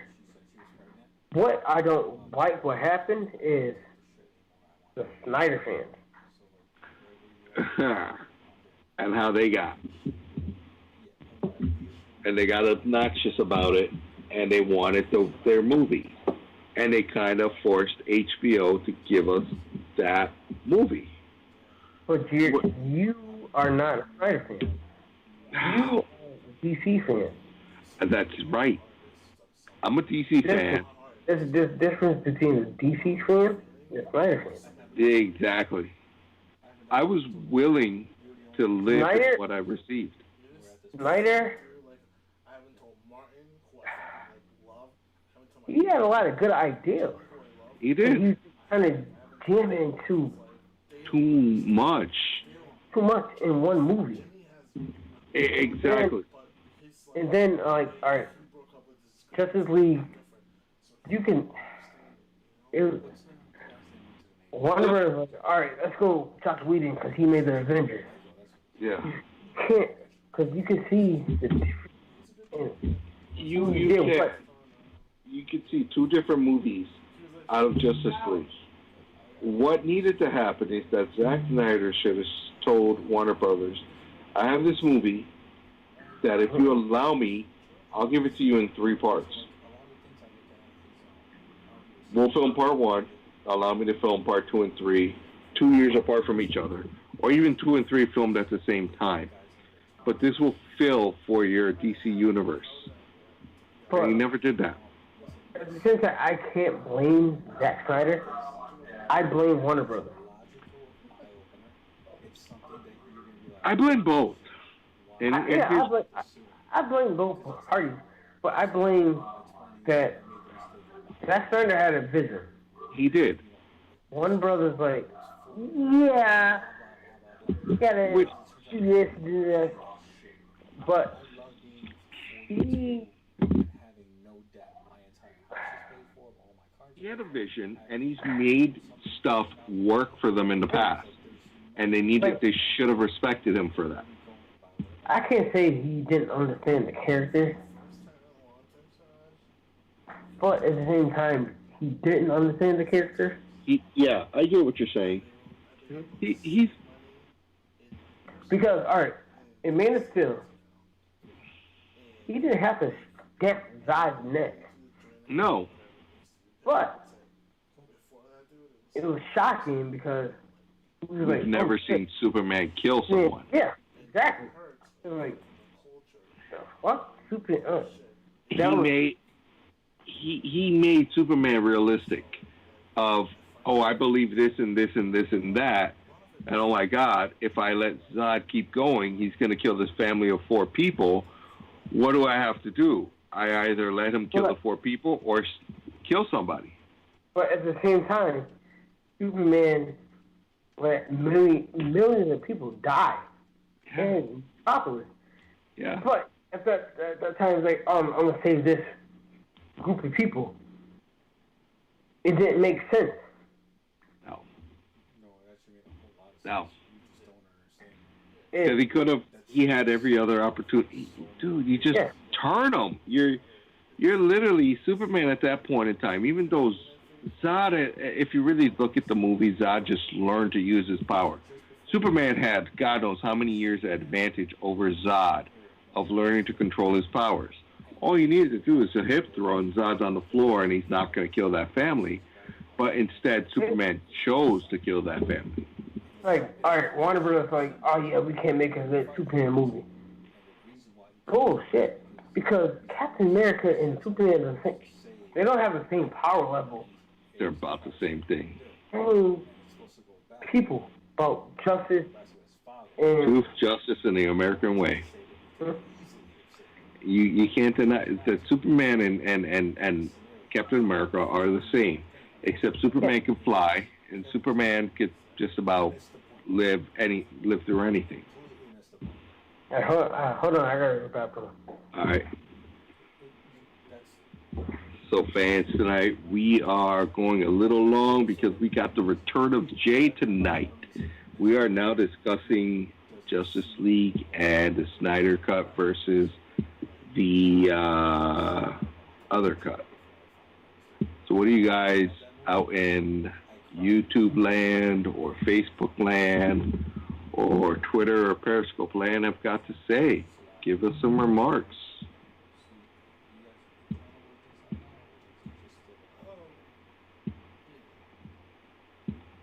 You know, I don't like talking to myself, so please give us some of your thoughts.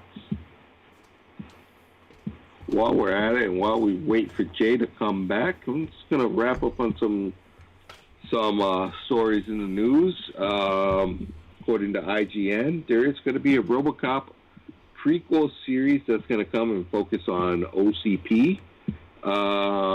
We had the IGN, and this has been rolling around the internet, that Ryan Reynolds brought back Rick Moranis out of retirement for a new commercial. And, of course, we have the founder of Jelly Bellies selling his company in a golden ticket style raffle. So, you know what? If you win, don't forget about us. Doom Patrol has been renewed for Series 3. And we have a few images that you could check out in trailers, like the Dalek trailer and the Doom trailer. Hyrule Warriors, the Age of Calamity trailer. That's pretty dope. It's a prequel to Hyrule Warriors. The Black Ops Cold War multiplayer was revealed this week. And Prince of Persia Sands of Time, the remake, was also done. Along with Console Wars, Pac-Man, Geo, and the opening credits. Thanks to DC Fandom, we have the opening credits to the Batman Death in the Family animated feature. Jay's back, and we'll continue our conversation. Still live? Yeah, we're still live. We're going. I was about to say. All right, never mind. What were we going to ask for? Come on, you got to give it to me. Come on, it's been a while. I was going to say. Cut it. Just talk. All right, folks. So we're going to end it. We're going to wrap it up right here. And from all of us. To all of you. Wow. Where's G? Oh, he's right there.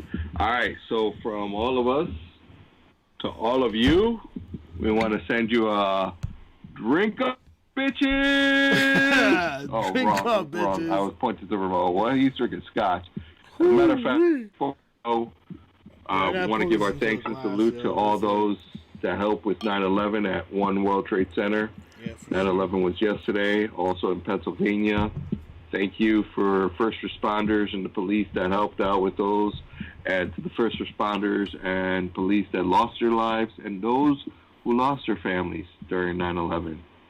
It is definitely one of the worst parts of American history. We can only get better from there. We got the Freedom Tower, and you know what that stands for. We got American freedom. Thank you for watching us this week. We'll be back to you next week with Nerd News Happy Hour with goal towards EP 52. EP 52. Drink up, bitches.